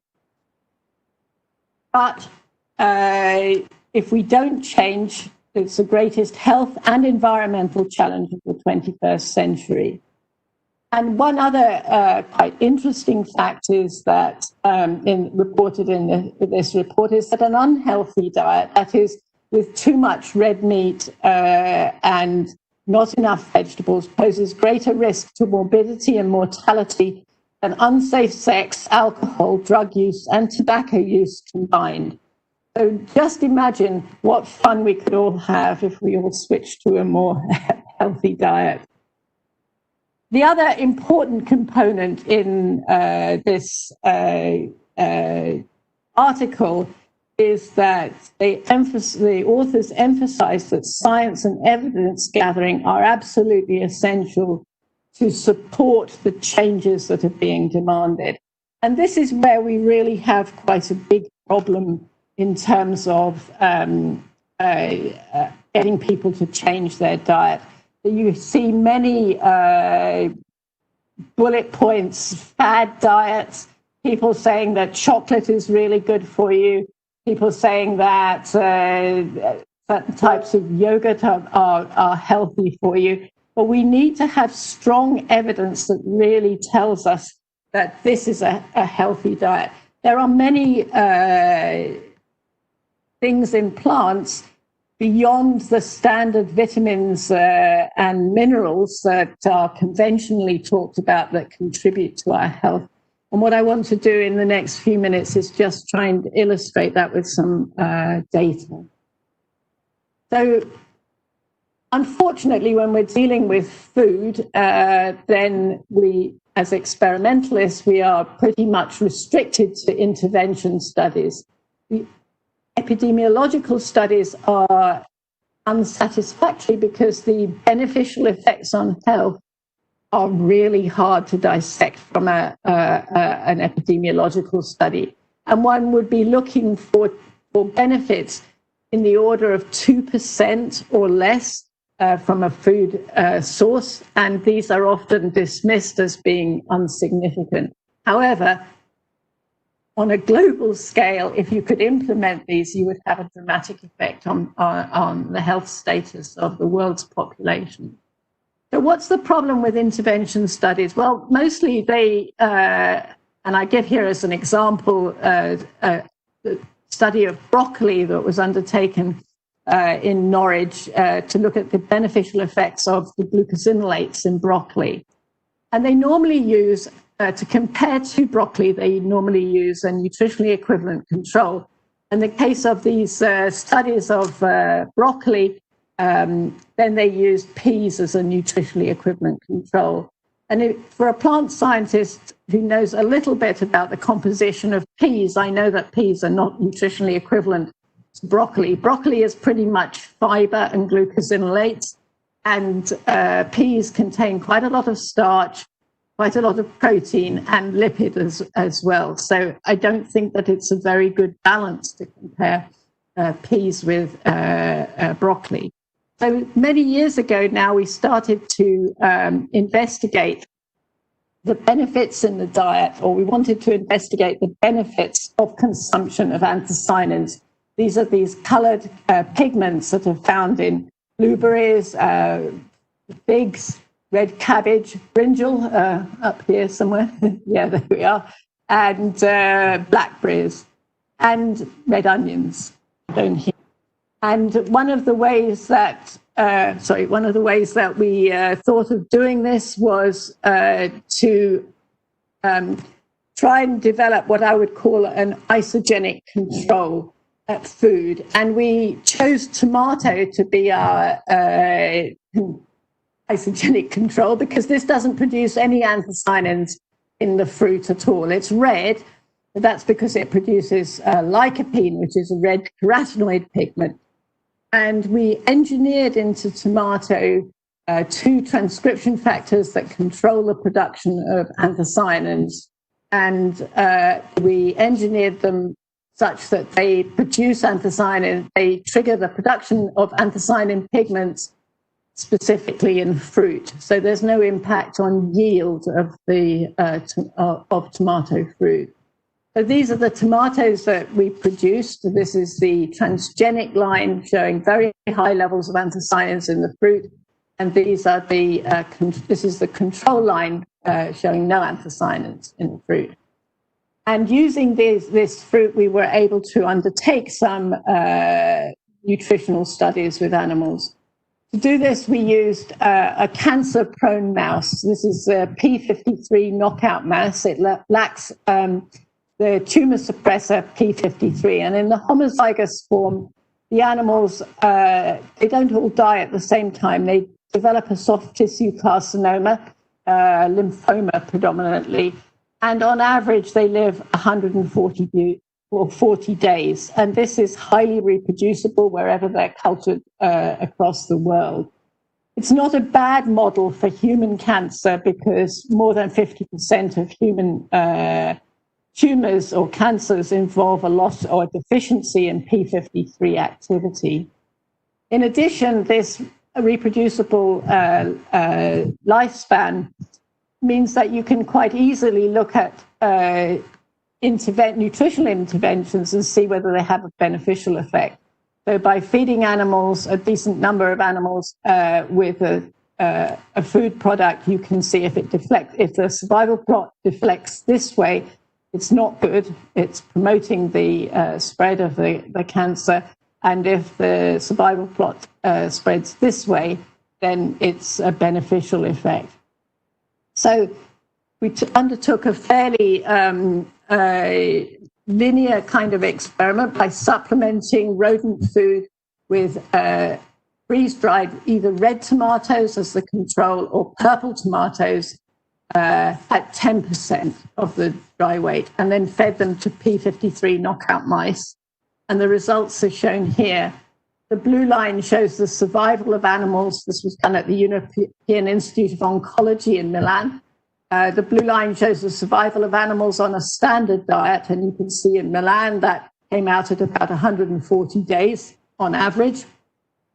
The red line shows the survival of animals on the red tomato supplemented diet, and there's not much difference to the control one. But the purple line shows the survival of animals on the purple tomato supplemented diet. So this is in cancer-prone mice, and all the animals, even those that lived the shortest length of time, lived significantly longer than their equivalents on the standard diet. And the numbers are shown below here. On the standard diet, the average lifespan was 142 days. On the diet supplemented with purple tomato powder, then it was 182 days, which is a 30% increase in lifespan of cancer-prone mice.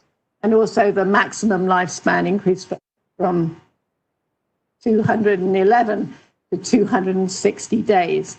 Now, I want to emphasize that this is with simply a nutritional intervention. Just by feeding a high anthocyanin tomato product, then we got this improvement in lifespan. No drugs, no chemotherapy at all. I think that that's a pretty impressive result from a nutritional intervention. So if we're looking at other foods that might be able to supply similar levels of this, then we've got brinjal down here and red cabbage and blueberries. And if we look at our purple tomatoes, then we can see that they're not quite as good as New Zealand blackcurrants, but they're up there with blueberries and better than cranberries in terms of content. Now, maybe you want to know how these doses can be translated to the human diet. A 10% purple tomato diet would be equivalent to, for a mouse, would be equivalent to about 0.6 milligrams of anthocyanins a day. And for a human, it would be about 125 milligrams per day, which is equivalent to about 70 grams of blackberries per day. Now, thinking about it, it's possible, but I'm not sure that I would be able to afford or obtain 70 grams of blackberries a day.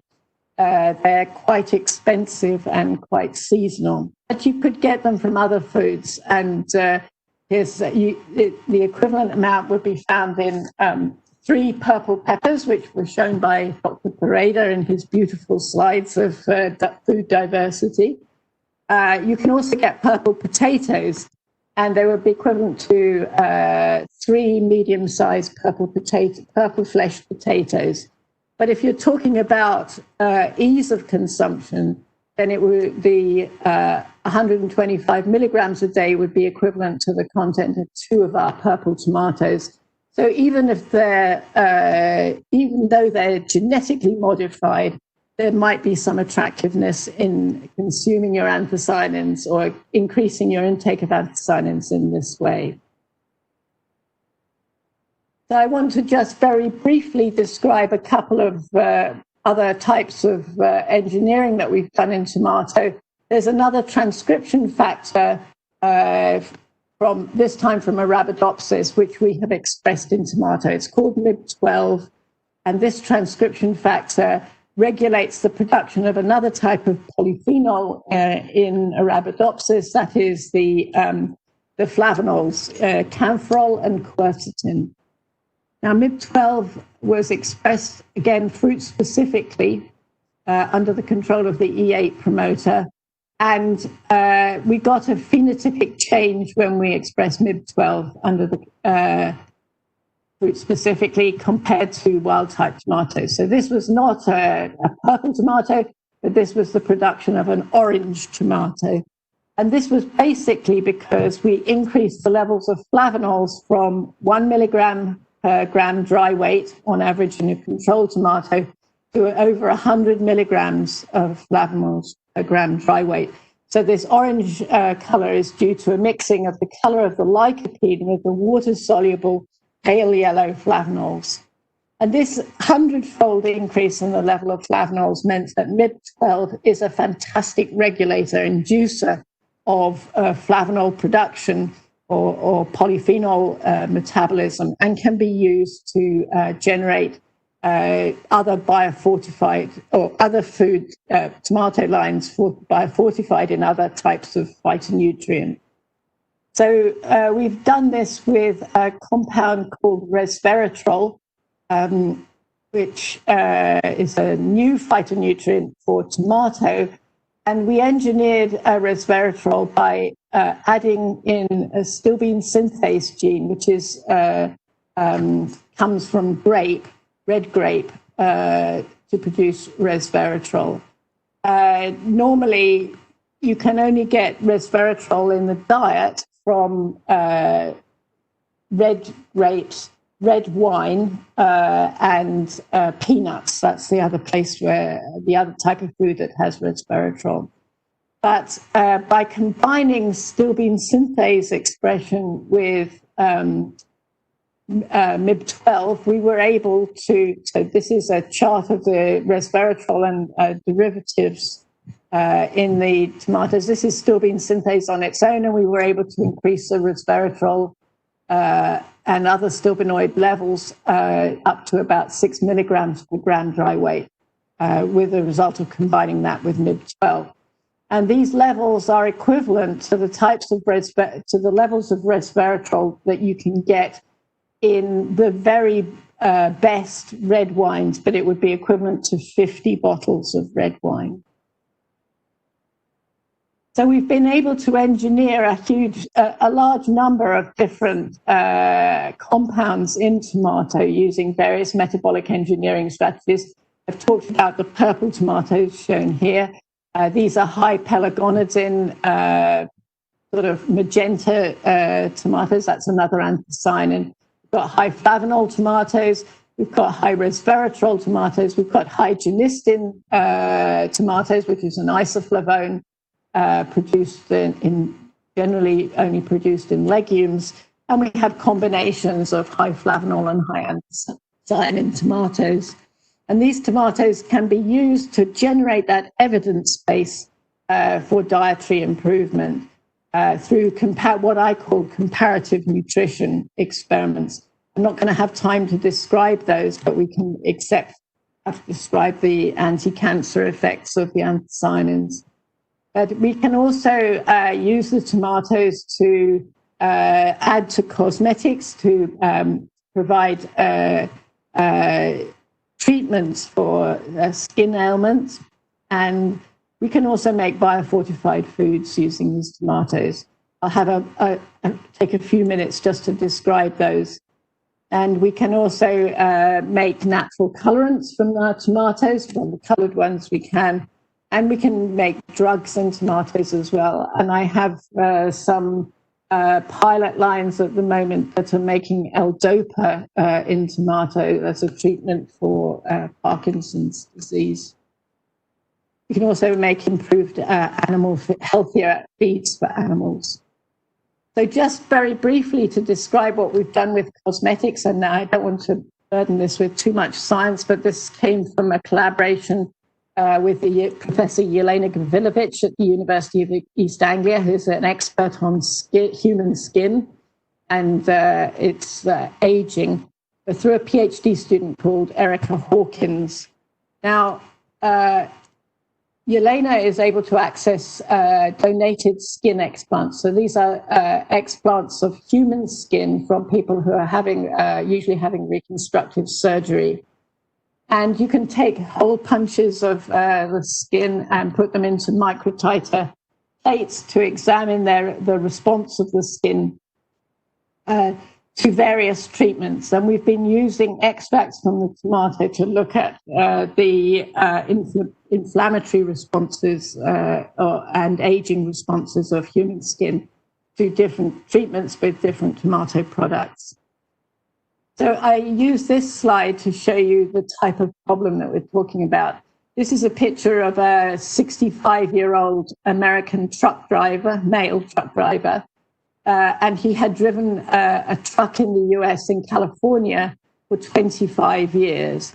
And you can see on this side of his face, which was away from the window, you can see his normally aged skin. But on this side, and I should say that the window is always closed, so this is exposure to UVA and not UVB, which would not get through the glass of the window.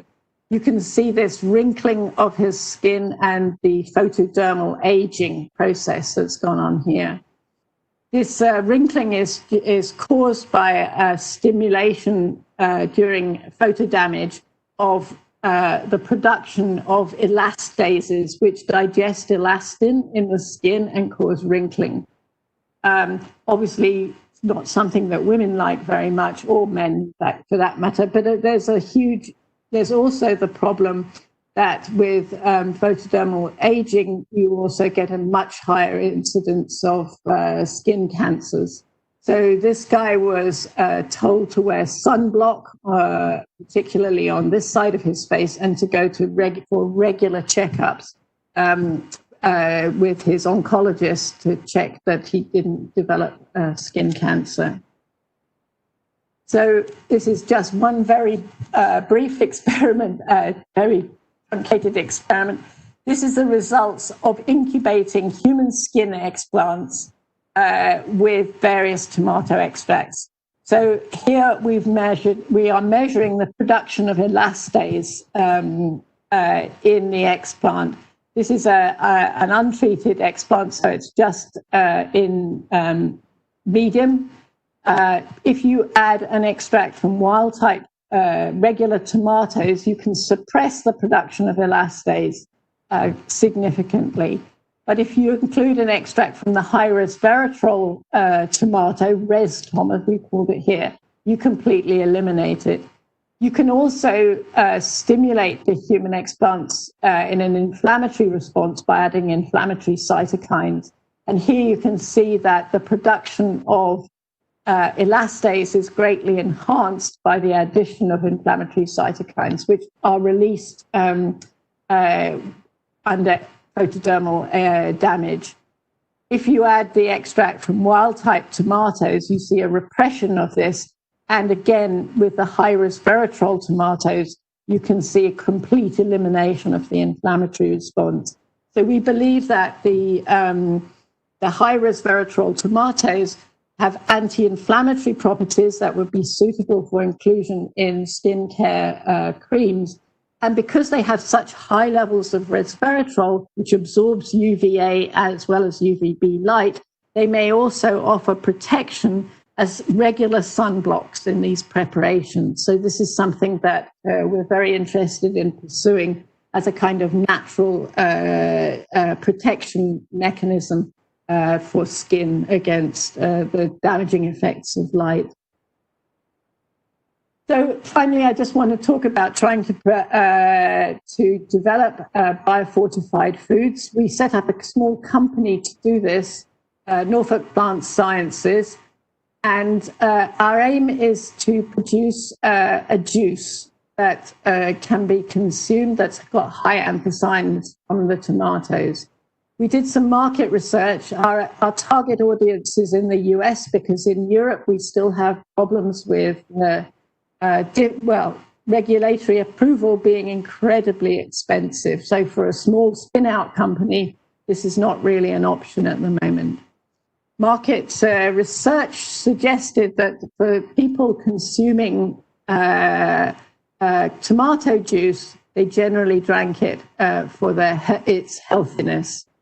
So I have to confess that this is a specific age demographic in the US, and that is people are 55 years old or over. They tend to drink it because they've realized that sweetened sodas are not so good for their waistlines and that they want to drink something healthier. But the idea of health properties being associated with a fruit or vegetable juice or a V8 juice is something that there is a market for in the US. And we've done trials of grow-ups of the purple tomatoes. These were undertaken in Canada. Here's a greenhouse growing the purple tomatoes. So it's possible to cultivate in effective containment. And this greenhouse, one greenhouse, was adequate to produce 2,000 litres of juice. So this was processed, fairly homespun method of processing, and juice was produced and bottled. So we're now looking to have this process authorized under FDA notification, and also we hope to get USDA deregulation within probably the next 9 months. So we were looking to be able to produce a healthful, high anthocyanin tomato juice product, only at the moment in the USA, but who knows later on. I want to finish by thanking the people that work with me on this project. And here we've got a classic picture of some healthful fruit and vegetables that I would encourage everyone to eat. I want to thank Eugenio Butelli, who developed the purple tomatoes, Yi Lo, who developed the MIB-12 tomatoes, Yang Zhang, who worked on the high resveratrol and MIB-12 tomatoes, and Angelo Santino and Aurelio Scarano, who worked on the anti-inflammatory properties of the purple and high resveratrol tomatoes against inflammatory bowel disease. Matt Tomlinson, who also worked on the anti-inflammatory properties, and Erica Hawkins, who did the work on the high resveratrol tomatoes and cosmetics. And I leave you all with a thanks to all of my international collaborators, my funding, and also a vision for the future of very colorful salad that I hope one day we'll all be eating to be healthier. Thank you. Thank you, Kathy, for the so informative lecture. I just have an announcement that our Honorable Secretary Dr. Reni Sood joined with us. So we have a few questions from audience. Kathy, there is some questions from audience. There is a question from Upen. Okay, what is the question? Can you comment on the just a minute. Yes, sir. This is a can you comment on the fact that moving to completely plant-based diet can lead to imbalance of vitamin B12? I didn't understand the question. Okay. Ashutosh, give me a second. Okay. There is a question from Mr. Godwin. The question is like this. Can you comment on the fact that moving to completely plant-based fat can lead to imbalance of vitamin B12, creatine, which are from animal source? How can we mitigate this problem? Okay, I want to say, first of all, that I am not an advocate of veganism. And all I ever say is that we should increase the consumption of plants in the diet, go to a completely vegetarian or even vegan, but I feel more strongly about a vegan diet. So when I was a vegetarian for a long time, but I was told that it would be vitamin B12 deficiency would be a problem for me. But yeast extract, which is something that we eat in the UK in the form of Marmite, or in Australia in the form of Vegemite, something that I always brought up on. So vitamin B12, vegetarian, and I think yeast is even vegan. So I think there are ways around that, but having a plant-rich diet is not the same as having an exclusive diet. I'm absolutely sympathetic to vegetarians, and I think there are ways that, I mean, I've lived with a very strict vegetarian for 30. My husband is a very strict vegetarian, and even he has started to eat anchovies in order to get some omega-3 polyunsaturated fatty acids. So.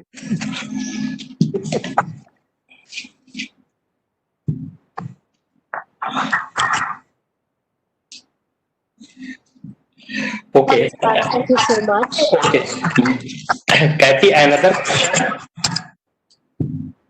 from Kathy. Can you please hear me? Sorry? Can you please hear me?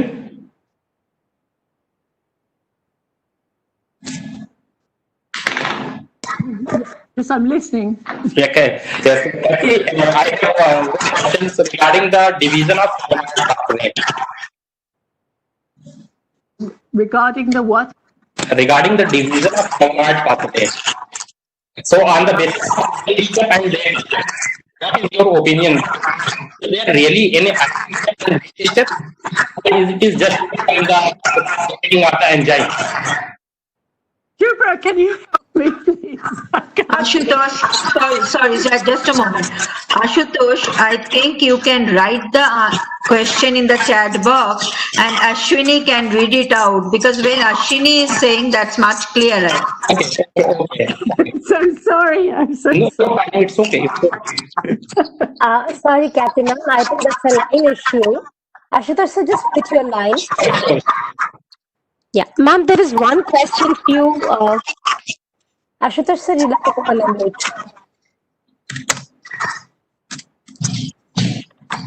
Ashutosh, sir, can you mute your line, please? Yes, sure. Yeah. Ma'am, there is a question from Mr. Venkatesh Chanduri. My question is, most of the colored fruits you mentioned, they only grow in temperate regions.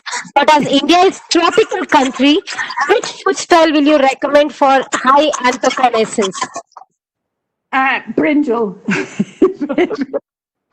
Brinjal, that's right. So you would recommend? I love brinjal, and it has exactly the same anthocyanins as tomato. So those purple colors is exactly chemically identical. All right, purple color brinjal. Yeah. So don't eat the white ones, only eat the purple ones. Thank you, ma'am. Thank you so much. Mr. Ashutosh, are you posting a question to me?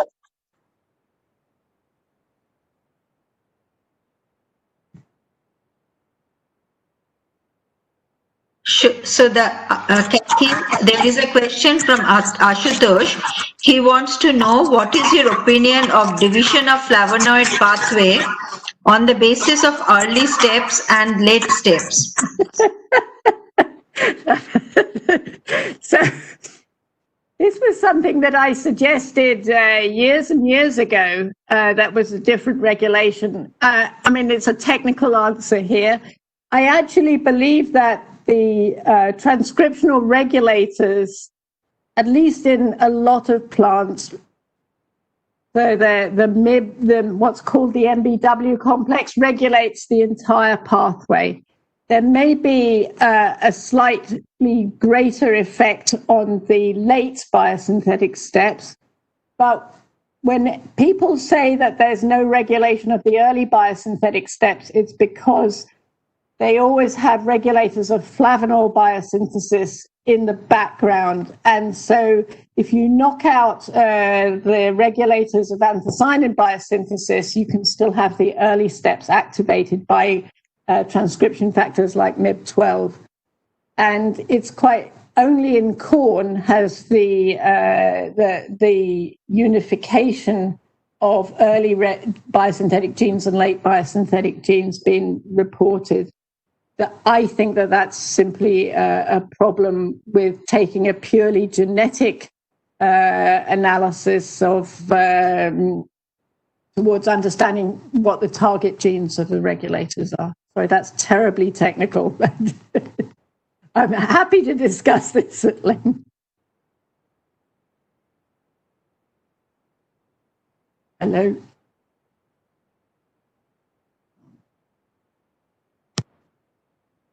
So thank you, Kathy. Thank you, Kathy. There are no more questions on behalf of PGR community. I would like to thank you for giving lecture. Thank you. Without problems.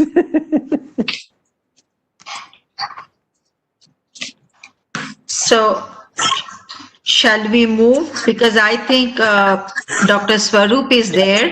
Yes, ma'am. Shall we move? Yeah. No. So I request Shubha ma'am to welcome our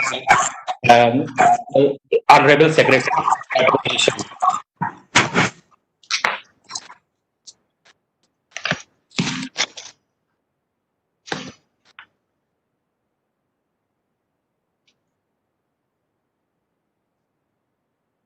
Ashutosh, can you hear me? Yes, ma'am. Yeah, okay. So I think we now have Dr. Renu Swaroop with us. She has just joined, and it is really my privilege to welcome and maybe a little bit introduction of Dr. Swaroop, who is currently the Secretary for Department of Biotechnology, Government of India, and also the chairperson of our governing body of NIPGR. I'm sure she does not need any introduction to each of her three autonomous institutions, that is NIPGR, NABI and ILS, who are the organizers of today's webinar. But as a customary, for introduction to others, Dr. Swaroop actually did her PhD in the field of genetics and plant breeding. And also Kathy, I don't know whether Dr. Swaroop and you overlapped ever, but she did her postdoctoral work with Professor Roy Davis at John Innes Center at your institute, basically under the Commonwealth Scholarship. She joined the Department of Biotechnology way back in 1989 upon her return to India, and I think she has been a pillar of growth of the Department of Biotechnology. We name any new program that DBT has initiated in last 30 years for, let's say, example, bioresource development utilization, National Biopharma Mission, formulation of biotechnology vision document, National Biotechnology Development Strategy, biotechnology career advancement for women science, everything. Dr. Swaroop was a key person behind all these programs. In addition to leading the DBT at this point of time, Dr. Swaroop also is a chairperson of the BIRAC, which is a Biotechnology Industry Research Assistantship, a public sector company that has been incorporated by Government of India.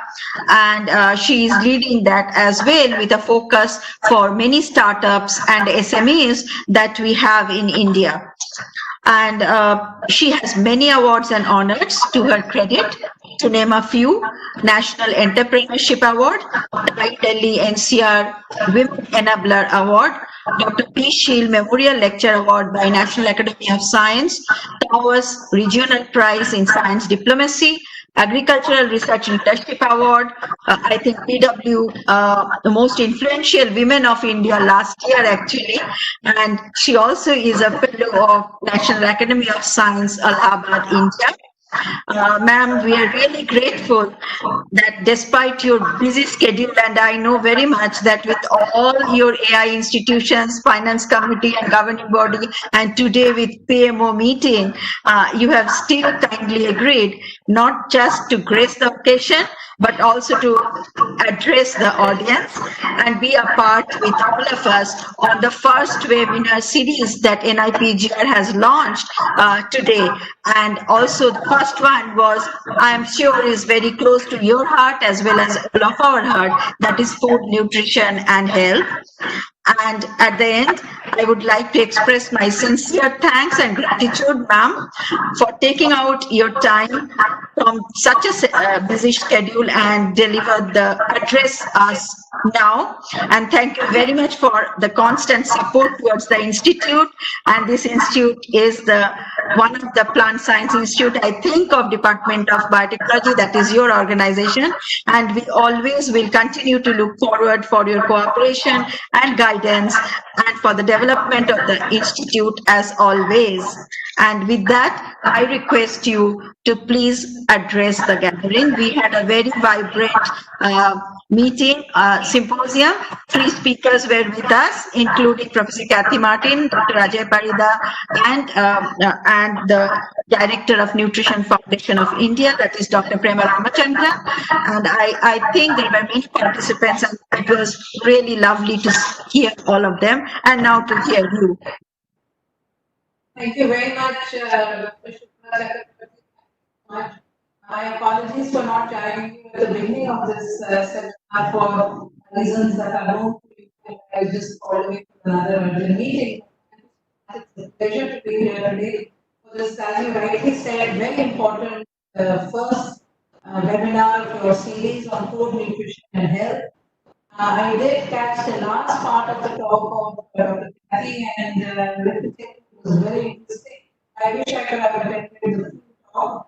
Yes, it also takes me back to the journalist days, to the journalist scientists speak here. So, but I really wish I was there with you for the entire talk. I think organizing a webinar, 3 key autonomous institutes were so closely linked to all the aspects that you have brought into your webinar and health. I think this is a wonderful initiative, and I would like to compliment each of you who has taken this initiative. And that too in the month of September, which is our nutrition month, the Poshan Plan was launched by the Government of India at this time. And as a part of the Poshan Plan, launching the nutrition webinar, I think that's a wonderful idea. Compliments to you and your team for having taken it ahead. I think the context of today's discussion, and you brought 3 speakers who have spoken about all different aspects of the nutrition aspect to the research component to the delivery system. I think that is key when we look at food, nutrition, and health, all 3 so intrinsically linked to each other. If you see what really is the Government of India's priorities, which are not different from the global priorities, when you look at food, nutrition, and health, it's important for us to address this from different angles. So let's look at it from the food aspect of it. Looking at it from the food, it automatically gets into the nutrition and health. I think key challenges which are before us, and they obviously come from the government, as I said, it's in many other countries as well, is the food availability, which is a huge challenge for us. Once the availability is there, the access to the quality food, the nutritious food becomes a challenge for us. Once we do that, it's also important for us to look at the utilization of food. So you're looking at different components of the food. You're looking at the nutritious aspects of it, and seeing that you bring in the various components which can get utilized. When we look at all this, and I think today where we stand with the COVID pandemic, it clearly gives us a concept which we never probably thought 6 months before this, and that is, yes, there are supply chains. There are many other technological interventions which need to be brought in if we have to reach this to our populations across the country. So I think for us, it's very important to look at it holistically. India obviously has its own challenges in nutrition. To an audience such as this, I'm not going to bring out the statistics of what our challenges in nutrition are. We know that our challenges are in terms of the maternal child health aspects related to nutrition. So the role nutrition plays in that, whether it's in the nutritional aspects of the women in the reproductive age, the anemia being one of the key challenges, or it's the stunting that we see in children or the wasting that we see in children. So I think maternal child health is a very key challenge for us, and linking it with food and nutrition is very, very important as we move on. As I said, the Government of India launched the Poshan Abhiyan, and that was a nutrition mission. The whole purpose of this nutrition mission was to ensure that we do have an equal distribution of nutritious food across the country. It's various schemes. We have a large number of schemes, whether they come from the Ministry of Women and Child Development or they are implemented by the Ministry of Health and Family Welfare or various other ministries in the government system which come together. But at the center of all this is availability of nutritious food. Because whether we talk about ready-to-eat meals or we talk about midday meal, need a diversity in terms of the quality food that can be available, which handles both the nutrition and the health aspect. So when we look at this, the core center of it, and that is the availability of it, what becomes most important for us is what is it that organizations like ours do in terms of the research and the innovation that we do to make available this food. Now here, as I said, we look at different aspects of it. We look at the diversity. It's important for us to focus on the food diversity. It's important to focus on certain aspects of research which a number of groups are doing, that is the fortification of the food. Where do you bring in that? And I know that there are a number of groups who are working on it within the country and amongst these institutes itself, which are the organizers of today, each of the aspects that I'm talking about, whether it's diversity, whether it's in terms of coming up with the fortification or it's in terms of coming up with products which can be made available to the society. I think amongst these institutes themselves, they play a key role. But again, they are central to it. They connect with a lot of other institutes. They connect with the whole system within the government. And I think what is very essential within the country is that today we are focusing on research and innovation, where we look at all stakeholders. Whether it's our academic research groups, whether it's our universities, whether it's our ICR system of Dbt-Nipgr for the activities, or on the other side we have the startups and we have the industries who connect to be able to take a lot of these translation leads to productivity. So I think that whole ecosystem within the country has been developed, and it is this ecosystem that we are looking at to see how we could strengthen this ecosystem to be able to then make this food available, accessible, and also, as I said, it should be something that the products should be utilized to their most optimal quality. I heard, as I said at the end, I was hearing Kathy talk about these interesting research interventions. Now, what is important for us here is that we take forward these research interventions for which India is doing very well in terms of our international. It's national collaboration with our stakeholders, international collaboration, to be able to see how we could bring in the best technologies, how we could bring in some of our latest tools to be able to complement and add value to the research which is being done. Now, coming to the research and innovation, obviously, one very key question comes: what is the government's policy on being able to invest in research and innovation? I think the Department of Biotechnology has played a very major focal role in this. Instead, over these many years, we have a large number of policy documents. Whether it was a vision document that we started in to our biotech strategy in 2007, to our next strategy that we brought out in 2015, and now we are ready to bring up 2020, our next strategy. I think the key focus has been on finding innovative ways in terms of models that we would have for being able to look at how do we provide innovative models of investment. I think those innovative models of investment that we are wanting to provide would look at making ways in which we could try to connect in terms of connecting the research groups with the university, connecting the research groups with the startups, and also now what we have done is we've created this whole incubator where we have been able to connect not just the low-hanging fruit, but also high-tech innovation in the incubator ecosystem. There has been a major focus on these agri incubators, as we support. Now, these agri incubators that we have, which are major focus is to see how technologies which come through our research institutes can be translated to research products And here the startups play a very important. But what we've also done is we've also connected them with the farmer producer organizations that are trusted. So that we don't just focus on bringing new technologies from the laboratory to the startups, but we also see what the demand is in terms of the grassroots, what our farmers need, how they do.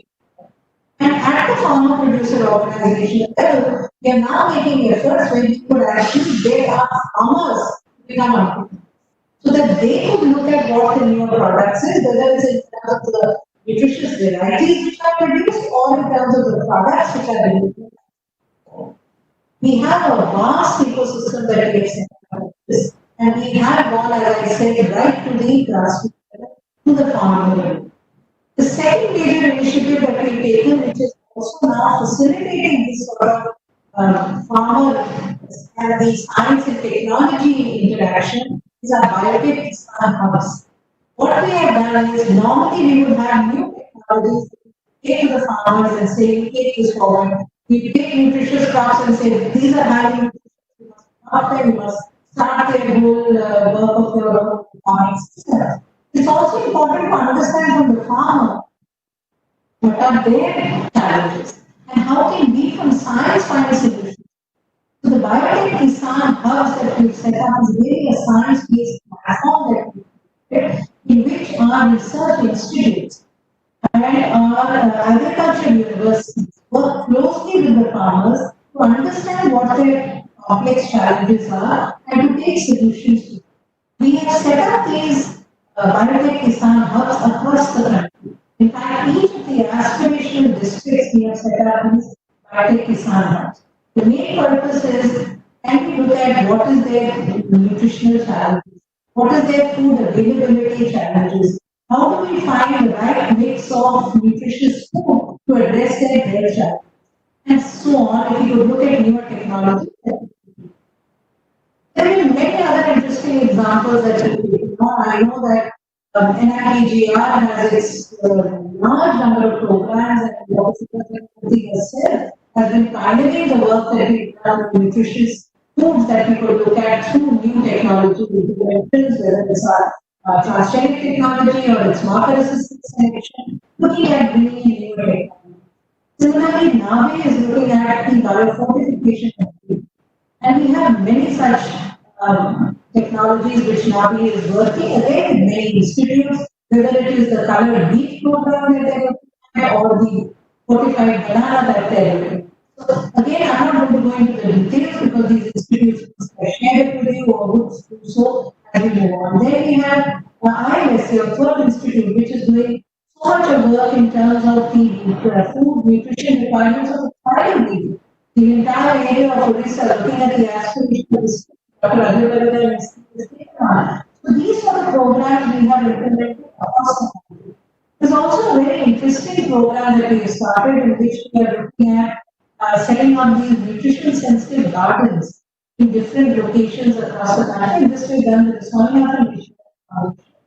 So we found four major districts where we felt that it was important to implement. We set up these nutrition sensitive gardens there. The whole purpose was not just to bring in awareness, to be able to let them know what really is the diversity of the nutritious crops, to make them understand what are their local nutritious crops. But it was also important to generate a sort of an employment opportunity for the farmers and especially the local women who could then take these as small backyard activities. And what we also did was there was an enterprise that we created a sort of a franchising model where these women could actually become part of this larger network, and the nutritious vegetables that they were growing in their backyards could be then made available to this franchisee to be able to sell them. So it was an employment and income activity, and we also brought in the awareness of nutrition. A mixed basket of what we do, a mixed basket of innovative models in which we try to see how to invest. I think the key message is how do we take science, technology, newer technologies to be able to address this very large challenge of food, nutrition, and health. I can go on and on with the large number of schemes that we set up. I think I would just like to start because I can see it's been a long day for you all. I think you've been into this webinar, so I don't want to keep it today. I think I would only like to conclude by saying research institutes play a very important role.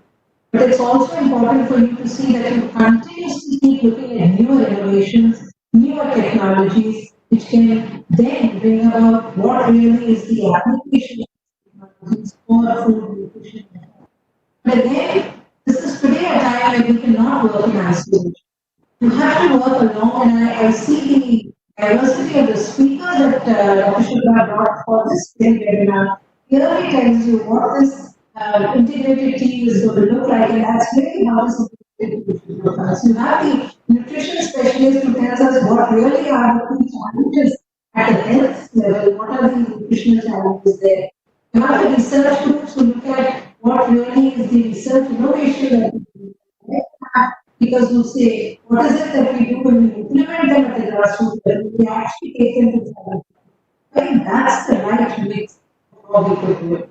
I would just like to urge that this webinar not just stay limited to a webinar series, but this also becomes a key opportunity for you to be able to encourage, if you have young students who have joined you here, to give them that understanding of how important it is to look at technologies with the perspective of their delivery to the society.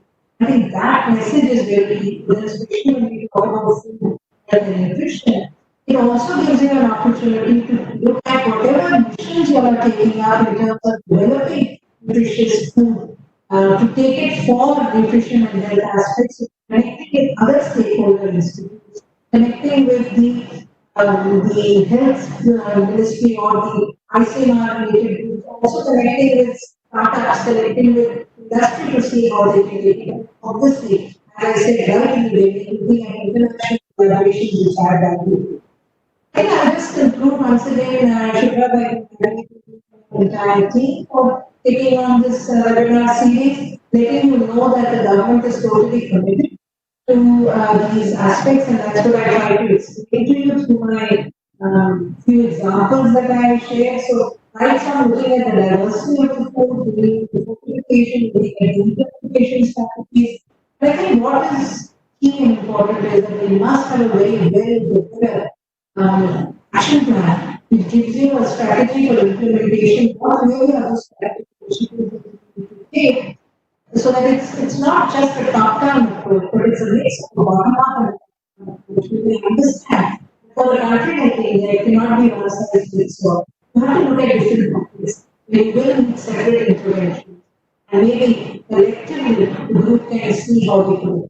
So once again, thank you very much. Pleasure to be with you all. I look forward to seeing what you recommend as a strategy to be there to tackle the upcoming challenges of food nutrition and health, especially keeping in mind the COVID pandemic.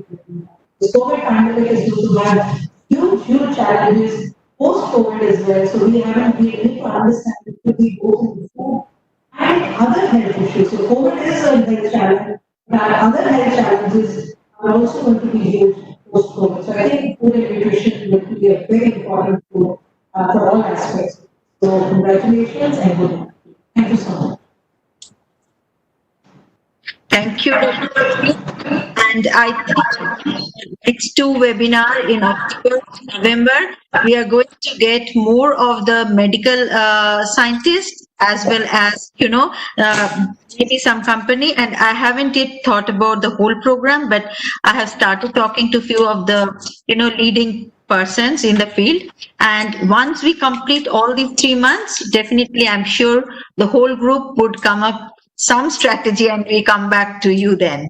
So, and it's with a whole thinking of getting new programs initiated. And because Professor Kathy Martin is here, I just forgot to mention before that what DBT actually started with the UK this year, early this year, that is that I think iron crops, and that is with the UK. So I think that also would help this program to take forward for the students and the young researchers. Thank you. Thank you, Dr. Swarup, to be with us today evening. Thank you. Thank you, ma'am. Now I would like to invite our colleague Dr. Naveen for a vote of thanks. Thank you, Dr. Ashutosh, for handling this occasion. Now, good evening, everyone. It is an honor for me to express my gratitude to everyone present here and those attending the webinar. I, Naveen Bisht, on behalf of NIPGR and the entire fraternity of our co-organizers, NABI and ILS, extend my most sincere thanks to Dr. Renu Swarup, Secretary DBT, Government of India, who spared time from a busiest schedule to grace this occasion. Ma'am, today we have an opportunity to hear your thoughts and know about various initiatives that DBT has supported in the area of food and nutrition. And this is surely going to encourage us in our future endeavors. My gratitude to all the speakers for gracing the occasion and sharing their opinions today on this important topic on food, nutrition, and health. Your thoughts have enlightened our minds and have shown us a new direction. I would also like to express our sincere thanks to Dr. Prema Ramchandran for giving an excellent coverage on infant feeding and how this is important for building strong citizens and the nation. I am also grateful to Dr. Ajay Parida on sharing his thoughts about agriculture intervention for nourishing the tribal population and how your institute is pioneering various initiatives to uplift tribal health and nutrition. I also wish to express my gratitude to Professor Kathy Martin for providing encouragement at the benefit of a colorful diet and your efforts in biofortification of beneficial phytochemicals or phytonutrient for human health. A special mention to our respected director, Dr. Shubhra Chakrabarti, for being the catalyst that stimulated us to do the best. I am also thankful to Dr. Ajay Parida, Director ILS Bhubaneswar, and Dr. Amulya Panda, Director NABI and NII for gracing this occasion and their valuable support. I am grateful to Dr. Ashutosh Pandey, scientist and IPGR, for his effort toward coordinating the event today. I would also like to thank our IT and social media team, Shubhashish, Ratnesh, Kamal and Bhavnesh, and staff members who worked behind the scene to make this event happen.